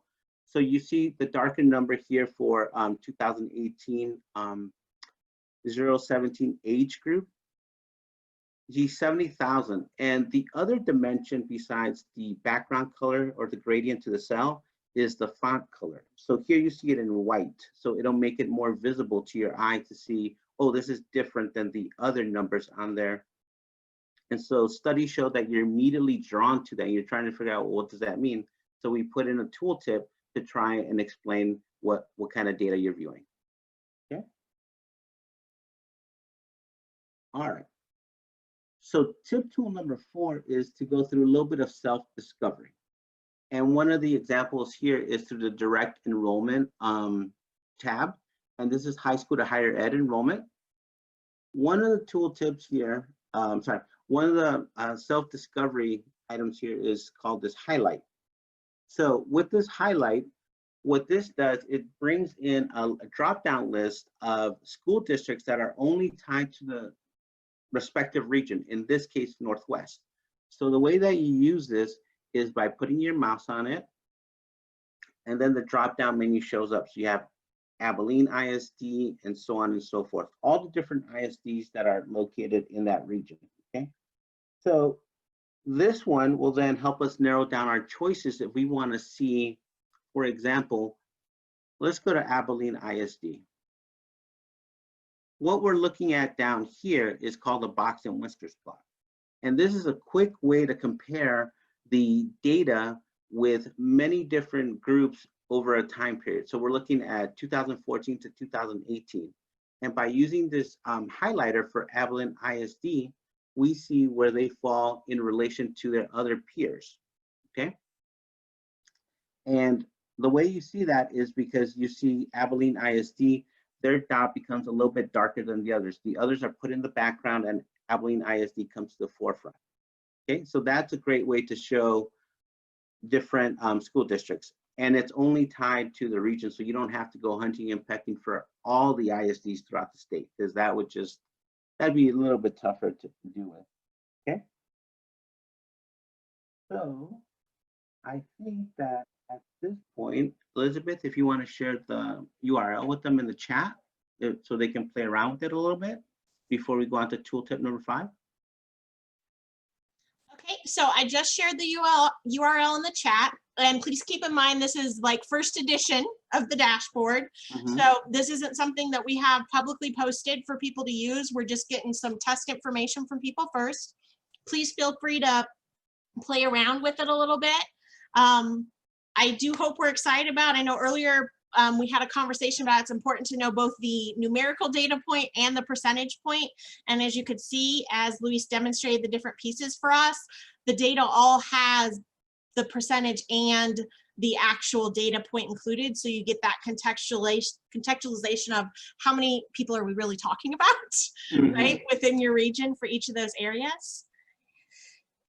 And we're gonna pop up a poll and have you all give us some quick feedback on your thoughts, and then ask you, I'll put a few questions in the chat too for initial thoughts on the dashboards. So Luis, if you want to launch the poll for the regional dashboard. Okay, it's launched.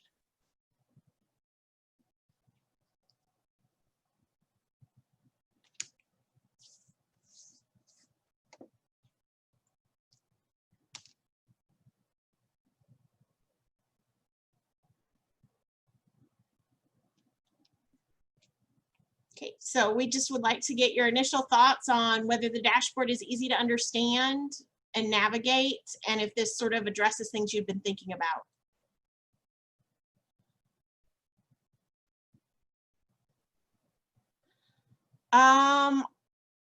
I would try Internet Explorer.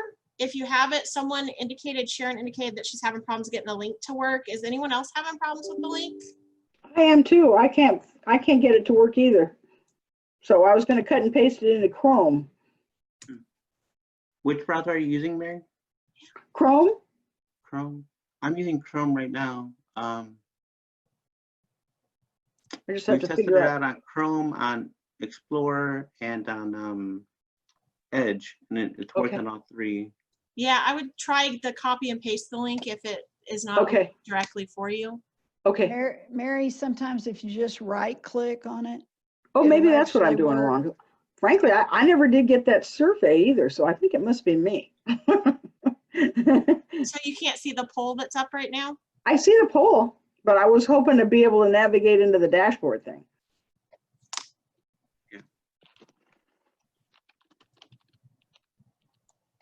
Okay, I see some of you are starting to give us feedback in the poll. If you've had a chance to do that, and as you're perusing it, some other things that if you have initial thoughts on, you know, we were wondering if there were particular questions that you felt that this does a good job of answering.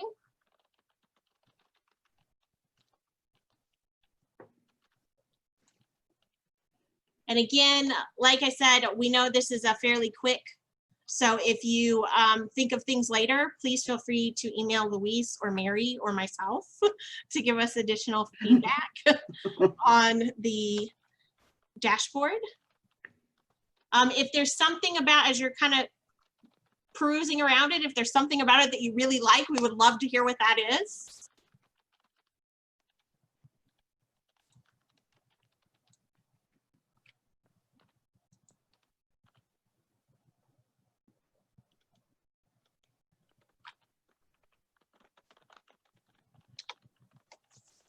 Also, as you're looking, if there were things you were hoping to see, but you don't necessarily see, we would like to know what those are.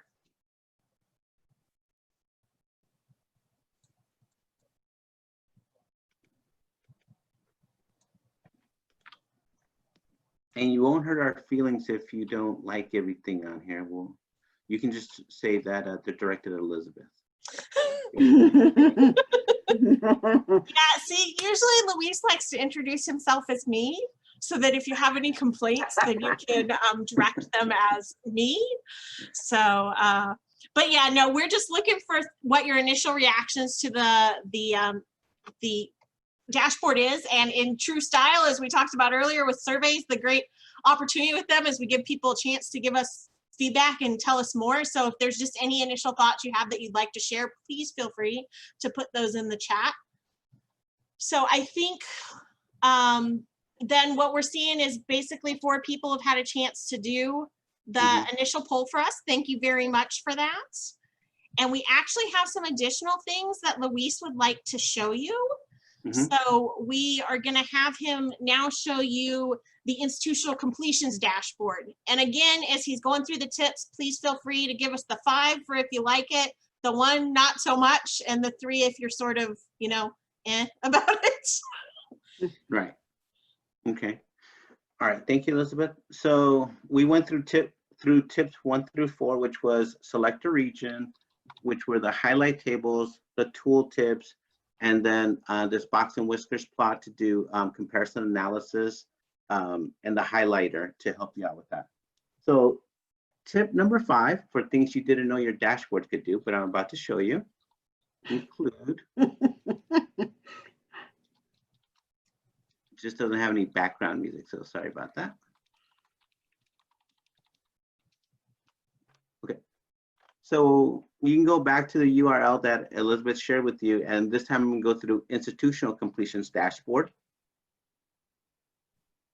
And what I'm going to show you here, I'm going to skip around just a little bit to show you tip number 5. Okay. So again, here you have the menu to navigate through the different views pretty quickly.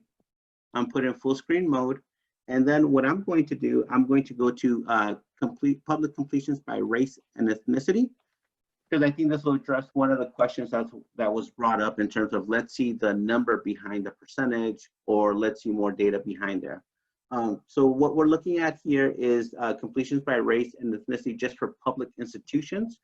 And one of the cool tricks that I want to show you here, you see a highlight table again, as I had showed with another example, but something you get here, up towards the top where I'm pointing my mouse says select value or percent. Right now you're looking at the hard number. So you're looking at how many total completions that institution had for that ethnicity in that particular year. You have the choice of seeing either the value, which you're looking at right now, or the percent. So by the drop-down menu, now you get to see percent. And so it's done across the row. So as you can see, it goes from African Americans, Hispanic to white, other, and then it totals up to 100% for that institution. So it breaks it down by institution. So you can look at that, and it's here in a couple of different places. So that's how you can use that toggle feature. And we know that that's important, especially if people want to see just the percentages, but then other folks want to say, well, give me the data behind that. What are we looking at here? And you can look at different years and so on and so forth. And let me put it back to Northwest data. So here's a little bit easier to see, right? Because smaller group of institutions, the highlight table comes out a little bit nicer, but again, you still have this toggle feature, okay? All right, so those are the 5 tips that you may not have known that your dashboard was capable of doing. Now I'm going to show you 3 manual tips. Before you move on, Luis, we have a question about whether this data can be exported. Okay, so in terms of the raw data itself, it currently cannot be exported. What can be exported is this view. And so what that helps you with is you don't have to recreate the chart or the table yourself, but you can pop this right into PowerPoint, you can pop it into a PDF, and you can just take it that way. So downloading the numbers themselves will probably come in the next iteration of the dashboard.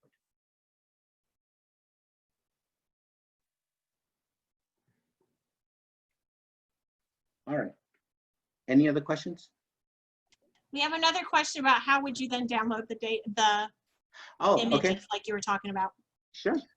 Okay, so let me scroll down. Here we go. Okay. Exit the full screen. All right. So on any view in this dashboard, you can download it a couple different ways. One of the easiest ways, if you go to the right over here, you see this menu looks like a rectangle with the upside down arrow. That's download. So you click on that, and here's where it gives you the different options. You can just download the image. So it'll make it, I believe it's a PNG file. You can download as a PDF or as a PowerPoint. And then the PowerPoint, you can just put that into any presentation you have. Okay.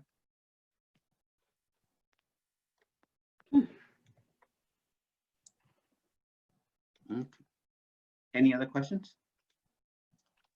I think we're good for the moment. Okay, good. All right. The other thing that I wanted to show you, you get a little freebie here on the institutional dashboard, because we have 6 menus over here, or 6 views.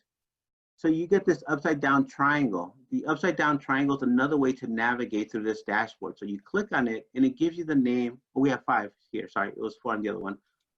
You get the name of each view. So you can scroll through them quickly. And let's say you don't want to do it a different way, that's fine. And I think there's a good example for the next tip that I want to show you. So the first manual tip is, well, I selected a region Northwest, but it has this institution there and there's no data. What happened? Well, it's telling you that Alvin Community College is not in this region, but in order to help you out, you go to select an institution. It has a drop-down menu and it's just the institutions in your region. So let's go to Cisco College. Now here's the data for Cisco College. And once you select an institution in completion credentials by institution, the other views right underneath it will remember it. So you don't have to go toggling back and forth. Again, that's an auto region feature that we put in there. And it has the tooltips just like the other views on there. The other thing that I wanted to show you was that you could sort this data as well. So let's say, for example, we can even use this as an example. So sometimes it'll be on the y-axis, sometimes it'll be on the x-axis. You'll just have to hover and you'll see like these 2 line bar graphs and then, sorry, 3 line bar graphs and an arrow pointing to the right. That's to sort. So you click on that and it starts sorting the data for you. So now it's sorting from highest to lowest. And for Cisco College, 2018 was their highest number of credentials. If you want to keep sorting, then we're looking at what was the lowest year? It was 2015 data. And you just keep playing around with it and you can sort to your heart's content. The nice thing about it is that I'll show you later on, you can't break this. So don't worry about how many things you change on this view. You're not changing it for anyone else except what you're doing for yourself. And I'll show you how to change it back to the default view, okay? So any questions on manual tip number 2 about sorting? No? Okay. All right, so let's go just to another view to show you the next part. So let's say, for example, I just wanted to, let's say I have a grant application, or someone wants to use data for a grant application. They just want to show, for example, completions by gender for female or male. So what we can do is we can then just say, let's exclude the male completions just for our grant application purposes, right? So what we do is we would right click on it, right click on the data. Okay, maybe not. Here we go. Okay, so let's do that here. So what you're gonna get is keep only or exclude. So you can choose either one. So I'm right now on male. So let's say we just exclude that. Well, it excluded that year. So I can keep doing it for any number of years that I want to play around with. So this again ties into that self-discovery. And as you can see there, it looks like stuff is missing. So how do I get it back? Okay, well, if you're on Windows, you just go to your trusty Control-Z and it starts bringing stuff back. And it remembers everything that you did. So you do Control-Z and you see it remembered when I went to the completions by credentials and started changing that around. And it'll keep going until it goes back to what I originally started with, the default, and then it changes back. And so that works for sorting, that works for exclude or complete. So you get that kind of flexibility to work with this dashboard to do any analysis that you want to do with the data that we have available. Okay.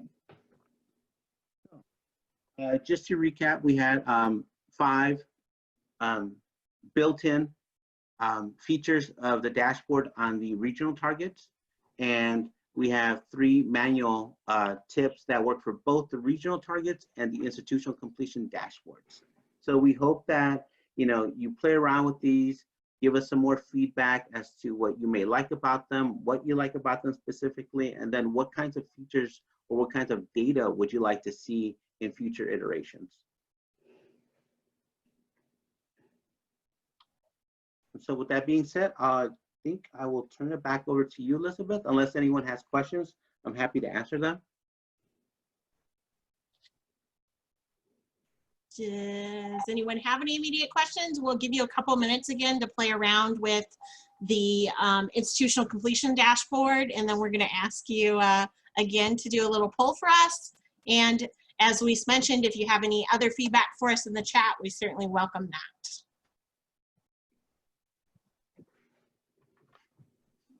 Elizabeth, were you able to screen capture these results? Yes. Okay, I'll end up pulling them.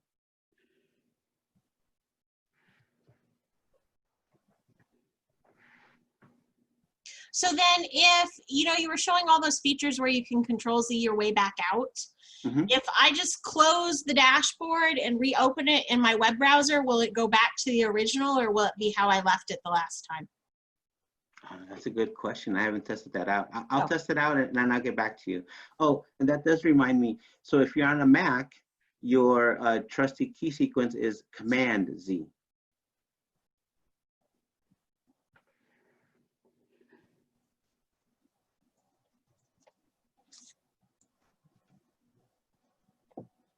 So we'll give you just a couple of minutes to play with it, and then again, we welcome any feedback. Let us know if you think it's easy to understand, if you find it easy to navigate, and if you feel like it answered questions you had. And again, if there's something you really like, please tell us. There are things you want to see that aren't there, let us know that as well. And then any other thoughts.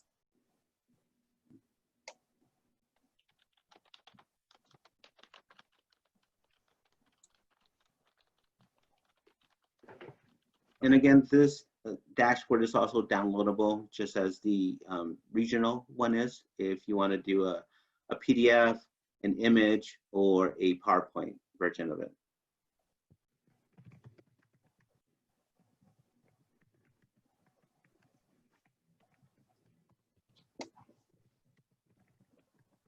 And just so you know, the link will still be, you'll still be able to use the link after the session to play around a little bit and see if you have any additional thoughts. So please feel free to do that. Like we said, this is the initial version, so we aren't sharing it publicly yet. We're giving you guys the preview and the chance to let us know what you think is working and what you think we need to work on.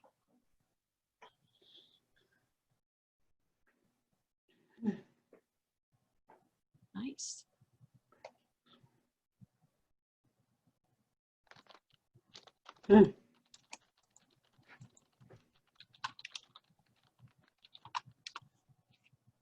Okay, we only have 2 out of 6 votes so far, so if others have thoughts, please share them. Cynthia, thank you for your comment on thoughts on how you can definitely use this when thinking through accepting transfer courses.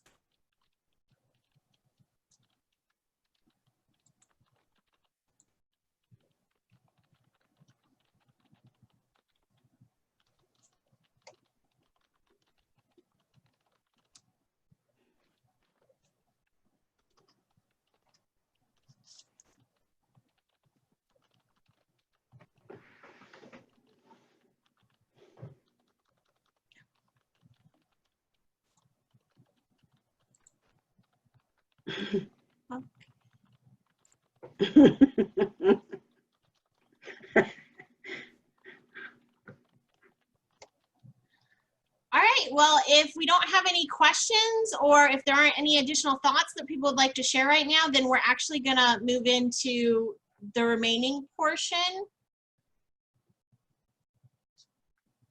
Okay, again, Cynthia shared that this would be good for using with community leaders and business stakeholders who wish to hire industry-ready graduates. So we appreciate the great feedback on these thoughts of how you can definitely utilize this.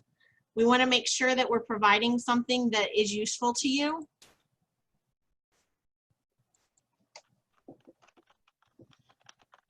Okay, so basically then for the remainder of our time today, which we don't have a lot, we basically have 25 minutes, I would welcome you if there are any questions you have related to the regional work that you would like to ask. I would encourage you to put those in the chat box and we can address those. And while you're thinking up those questions, I do have a few things that we wanted to just sort of highlight for you. You know, as we know, these are unusual times for all of us, right? We're all still trying to figure out how to adjust to the COVID-19 situation. And I just wanted to make sure that everyone in your group was aware of some of the resources that we have concerning COVID-19. So first of all, we have a committee that's meeting regularly to talk about things that are of particular concern to the field and making sure that we're addressing those. And we have created a web page, which I will share in the chat box for everyone, which hopefully the link works. If not, please try copy and paste. That deals with, here's all the latest information we have related to COVID-19 and higher education. We also, I want to call your attention to the fact that on that webpage, we have a number of facts and question options. So there's career and technical education FAQs, course and calendar reporting FAQs, general FAQs, as well as Perkins Grant FAQs. And others. So that's a great resource for questions that we've already gotten related to COVID-19 that we have addressed. And as we continue to get more questions, we will continue to expand that as it seems relevant to the field as a whole. So if you have not checked that out, please do. We're very much aware that we all have to continue to adjust as we move forward with this. So based on that, then one of the things that we wanted to get your feedback on is, for those of you that have been involved in the regional work with us for a while, you know that we typically have 2 surveys that we do in August. They're usually due August 31st. And that is the Regional Action Plan Survey and the Institutional Supplement Survey. So this is 2 surveys where we ask you to tell us kind of what have you been doing, what do you have planned to do, and what kind of progress do you think you're making on your regional targets. With COVID-19 and the unexpected switch to online instruction for many of our institutions in the spring, we realized that this has been disruptive. And so we wanted to get feedback from you in terms of whether you think it makes sense to go ahead and do those surveys and have them due by the end of August, or if we need to talk about a different timeline. So if people would like to unmute themselves and share their thoughts on that, I would welcome any feedback on whether you think the August 31st timeline still makes sense for the regional action plan and for the institutional supplement surveys.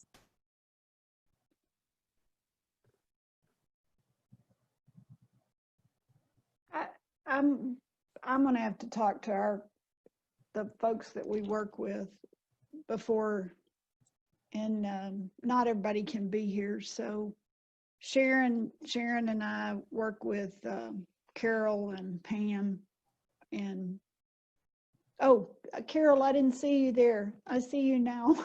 I'm I here. didn't think you were there. So, I mean, I don't know. What is y'all's opinion, Carol? Well, things are so unsettled. Trying to gather any kind of data at this point, I'm not sure it's relevant because things didn't occur the way they were intended. I mean, I guess you could set it as a baseline for the new normal, whatever that's going to be, because we may end up having a lot more online. We may have more closures. We don't know. So it might be valuable in that respect. But as far as comparing this year's data with last year's, I don't know that it's going to be as helpful as we certainly intended for it to be. Well, so with that in mind, do we think maybe it would make sense if we're going to do the survey to add some questions that sort of take into consideration and allow you to provide feedback on how you think COVID-19 is impacting your planning and has impacted what has happened so far? I think that if you don't, you won't have a clear picture. Right. Because for us, we have to focus on meeting our needs right now, our day-to-day needs first, and then externally focus as we can. I mean, we're all trying to achieve the same goal, but looking at broader initiatives might not be as easy, you know, in terms of personnel or things like that. And that makes sense. We just want to make sure that we're being sensitive to, we understand that you have unexpected things that have come that you're trying to plan for. And we want this to be useful for you and for us in terms of thinking about how we move forward. So we want to be sensitive to those concerns. And definitely, if you get a chance to follow up with others and have additional feedback later, I would encourage you to email us to let us know if you have additional thoughts on it. I do think that you ought to collect the data, though, because this is, as Carol said, likely to be a new normal. Okay. At least for a while. Another unknown is what the job market's going to be. I mean, when you're talking about CTE programs, we're talking to students who are looking for jobs. But what's the job market going to look like right now? That's why I'm wondering if they're going to come to school, because they don't really know. I keep hearing of students are going to stop out for a year because they're not sure what direction they want to go with their education. And again, we may know more. We may know more in August, because by then they either will enroll and will have chosen a major, or they won't. And they may not be here at all. Maybe that'll be Elizabeth? Yes. I would say that just speaking for the Northwest region, that we have done some marketing and some continuing activities in support of 60 by 30.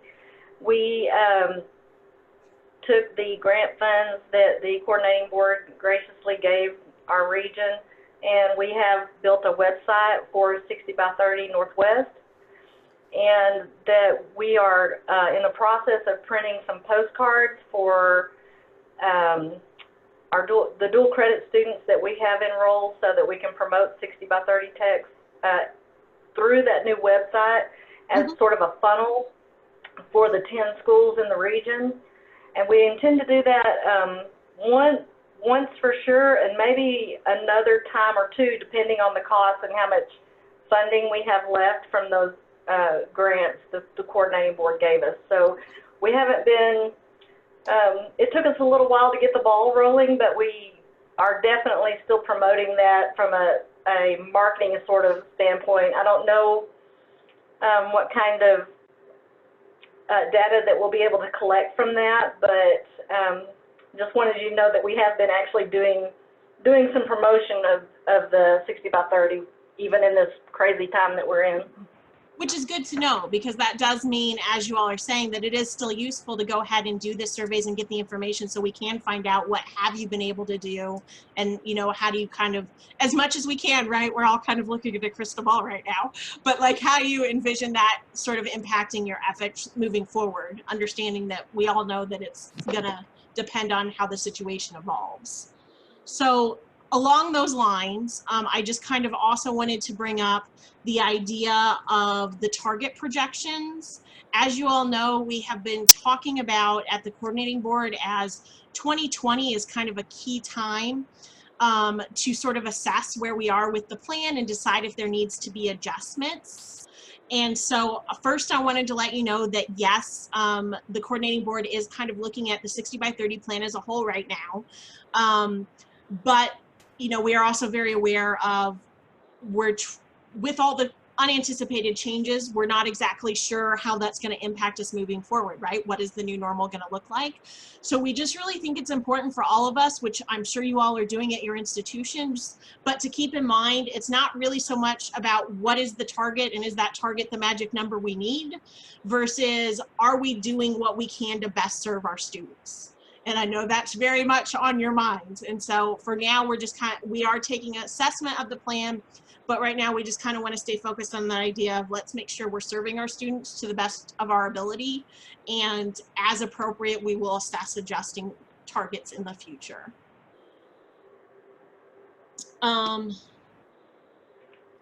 And as part of that, we probably will elicit some feedback in terms of, as COVID has evolved, how do we see that as impacting our ability, right, to serve those students, and what do we need to do better? So those were sort of my three big areas that I anticipated that people would have questions about. I don't see any additional questions in the chat, but if anyone has anything else they are burning to know about, please feel free to bring it up now, or you can email myself or Luis or Mary, and we will make sure that we follow up with you. Really the best resource right now is that website page that we've created with the FAQs. And we are meeting regularly and updating it to kind of keep you guys so that as we decide things, how that impacts what you're doing in terms of reporting and other things. So, Mary, do you have anything you would like to add? Well, I'll just piggyback on what you just said. We have this group that meets regularly, and essentially what happens is that if you send a question in, and if it can be addressed by staff, we address it. But if we can't, then it goes into the queue for the group. And frankly, if you see things that are not on that website, it's really helpful. If you send an email directly to me, and then, like I said, I either answer it or I farm it out to an expert in our agency that I know is available to address that, or it goes in as we developed. That whole FAQ website was really developed as a result of questions that have been asked by the field, and then we talk about it and get an answer up. So I really encourage you and to share with your colleagues. If you need a question answered, it frankly helps us to address that question for all the colleges and universities in the state, because that way we know what the questions might be and can address them on that site. So, and if you see anything, like if you know of a really good resource that you would think that might be helpful, the basic plan is that it comes to me, and then it comes to the group, and then my boss, Ray Martinez, addresses it with the commissioner so that the commissioner is aware of what's on this site. So any resources that you have, I really welcome them, and we all do. And so we appreciate all you're doing out there, because it's a tough go right now because of the uncertainty. But anyway, the protocols and all the governor's directives, they're all, the executive orders, I should say, they're all up there also. So it's easy to just click on the site and find what you need. We build it on a weekly basis now.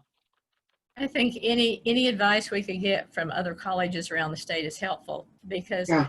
I know the President's Association TAC, they meet regularly and chat, yeah. and right. and CAOs do as well. But It's just like, well, what are you doing? You know, you want to call colleagues at other school and say, well, when is your staff coming back? Or when are you, Exactly. what are you going to do for athletics is a big thing for us. You know, what are you Right. going to do? And dorms, well, one of our Right. campuses dorms, the other Right. doesn't. It's just knowing once a campus makes a decision and Okay. what that would be is helpful. Good. Thank you. We had for a while, we had a list of all the colleges and universities and what they were going to do for the spring semester. And then obviously it's gotten out of date now that the spring semester is pretty much over. So we took it down, but we have it all in the background, and we're kind of toying with the idea of what we needed to do for the summer and the fall and all of that. But what happened truthfully was that there was just so much uncertainty. People really didn't know yet. So we didn't want to just put, you know, to be determined on everything up there on that website. But if it gets to the point where people do know what they want to do and are planning, then it would be helpful, I think. Mm-hmm. We actually have the one thing that we did retain that could be useful, and I don't know, is essentially each college and university, and then the direct link to their COVID website that actually shares with their students what they're doing. So that way it would be information that you wouldn't have to go into each, you know, college and university, just pull up the list and then just keep clicking away. And that way, because I will admit that there was so many updates because people would change. You know, they were going to open on such and such a day, then of course they couldn't. And it was just it was quite an exercise, but yeah, and everybody's dealing with this thing. So Mary, did you say y'all have that list available? yeah. Yeah, I mean, I still have it. We have it in the background now since we took it off our website. The links are still fine though. It's just, we had a spreadsheet that showed, you know, what your plans were. You're going to go online. It was all over, you know, spring break and what colleges and universities are going to do after spring break. And anyway, I'm glad to just send you the list with all of the URLs on it, because it's a direct for every college in the whole in the state. I'll just happily email it to our group here. Okay. I think that would be really appreciate good. it. Okay. And just, if you think it would be helpful, we can put the thing up again with just the links without all of what their plans are, if you think that would be helpful.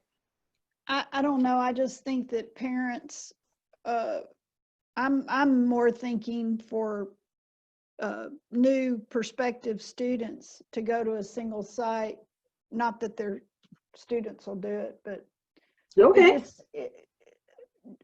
I will say that Chronicles of Higher Ed is doing the same thing as well on a national level, where they have an ongoing list based on what the plans are concerning fall for colleges. Yeah, that's helpful. Thanks, Elizabeth. So, but I think this is really valuable because we know you all are the ones that are most in contact with the students, so we really appreciate any feedback that you can give us, and like Mary said, those questions that you send us help us know what people need more information on, so we can make sure we're being responsive. Right. And then the only question I have for you, Elizabeth, I think you and I spoke briefly about the contracts. Did you want to talk about that at all? Does anyone have questions about the grant contracts? Doesn't sound like it. Doesn't sound like it. Okay, well, if you have any questions, let us know. We'll be happy to answer them. Then I'm going to go ahead and wrap us up. First, I want to say thank you to Rachel for doing the training for us. Yeah, that was great. Helping us to think more about how to apply that equity lens. And I want you to know we heard those comments about how it's kind of hard to apply that lens when it's not necessarily being applied in the language we're using for the 60x30 plan right now. And that is something we're aware of. And this is part of that to start that discussion about that. But I just wanted to thank you for joining us. I know you all have a lot on your plate, and we appreciate you coming and giving us feedback.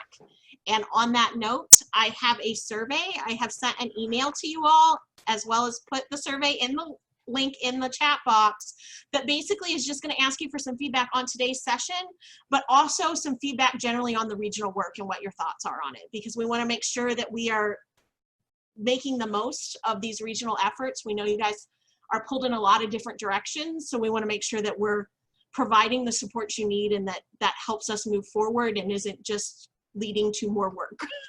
Right? Right. So Well, you know, our region is so separated because Midwestern is up sort of in the northern portion and the rest of us are kind of down around the Abilene area.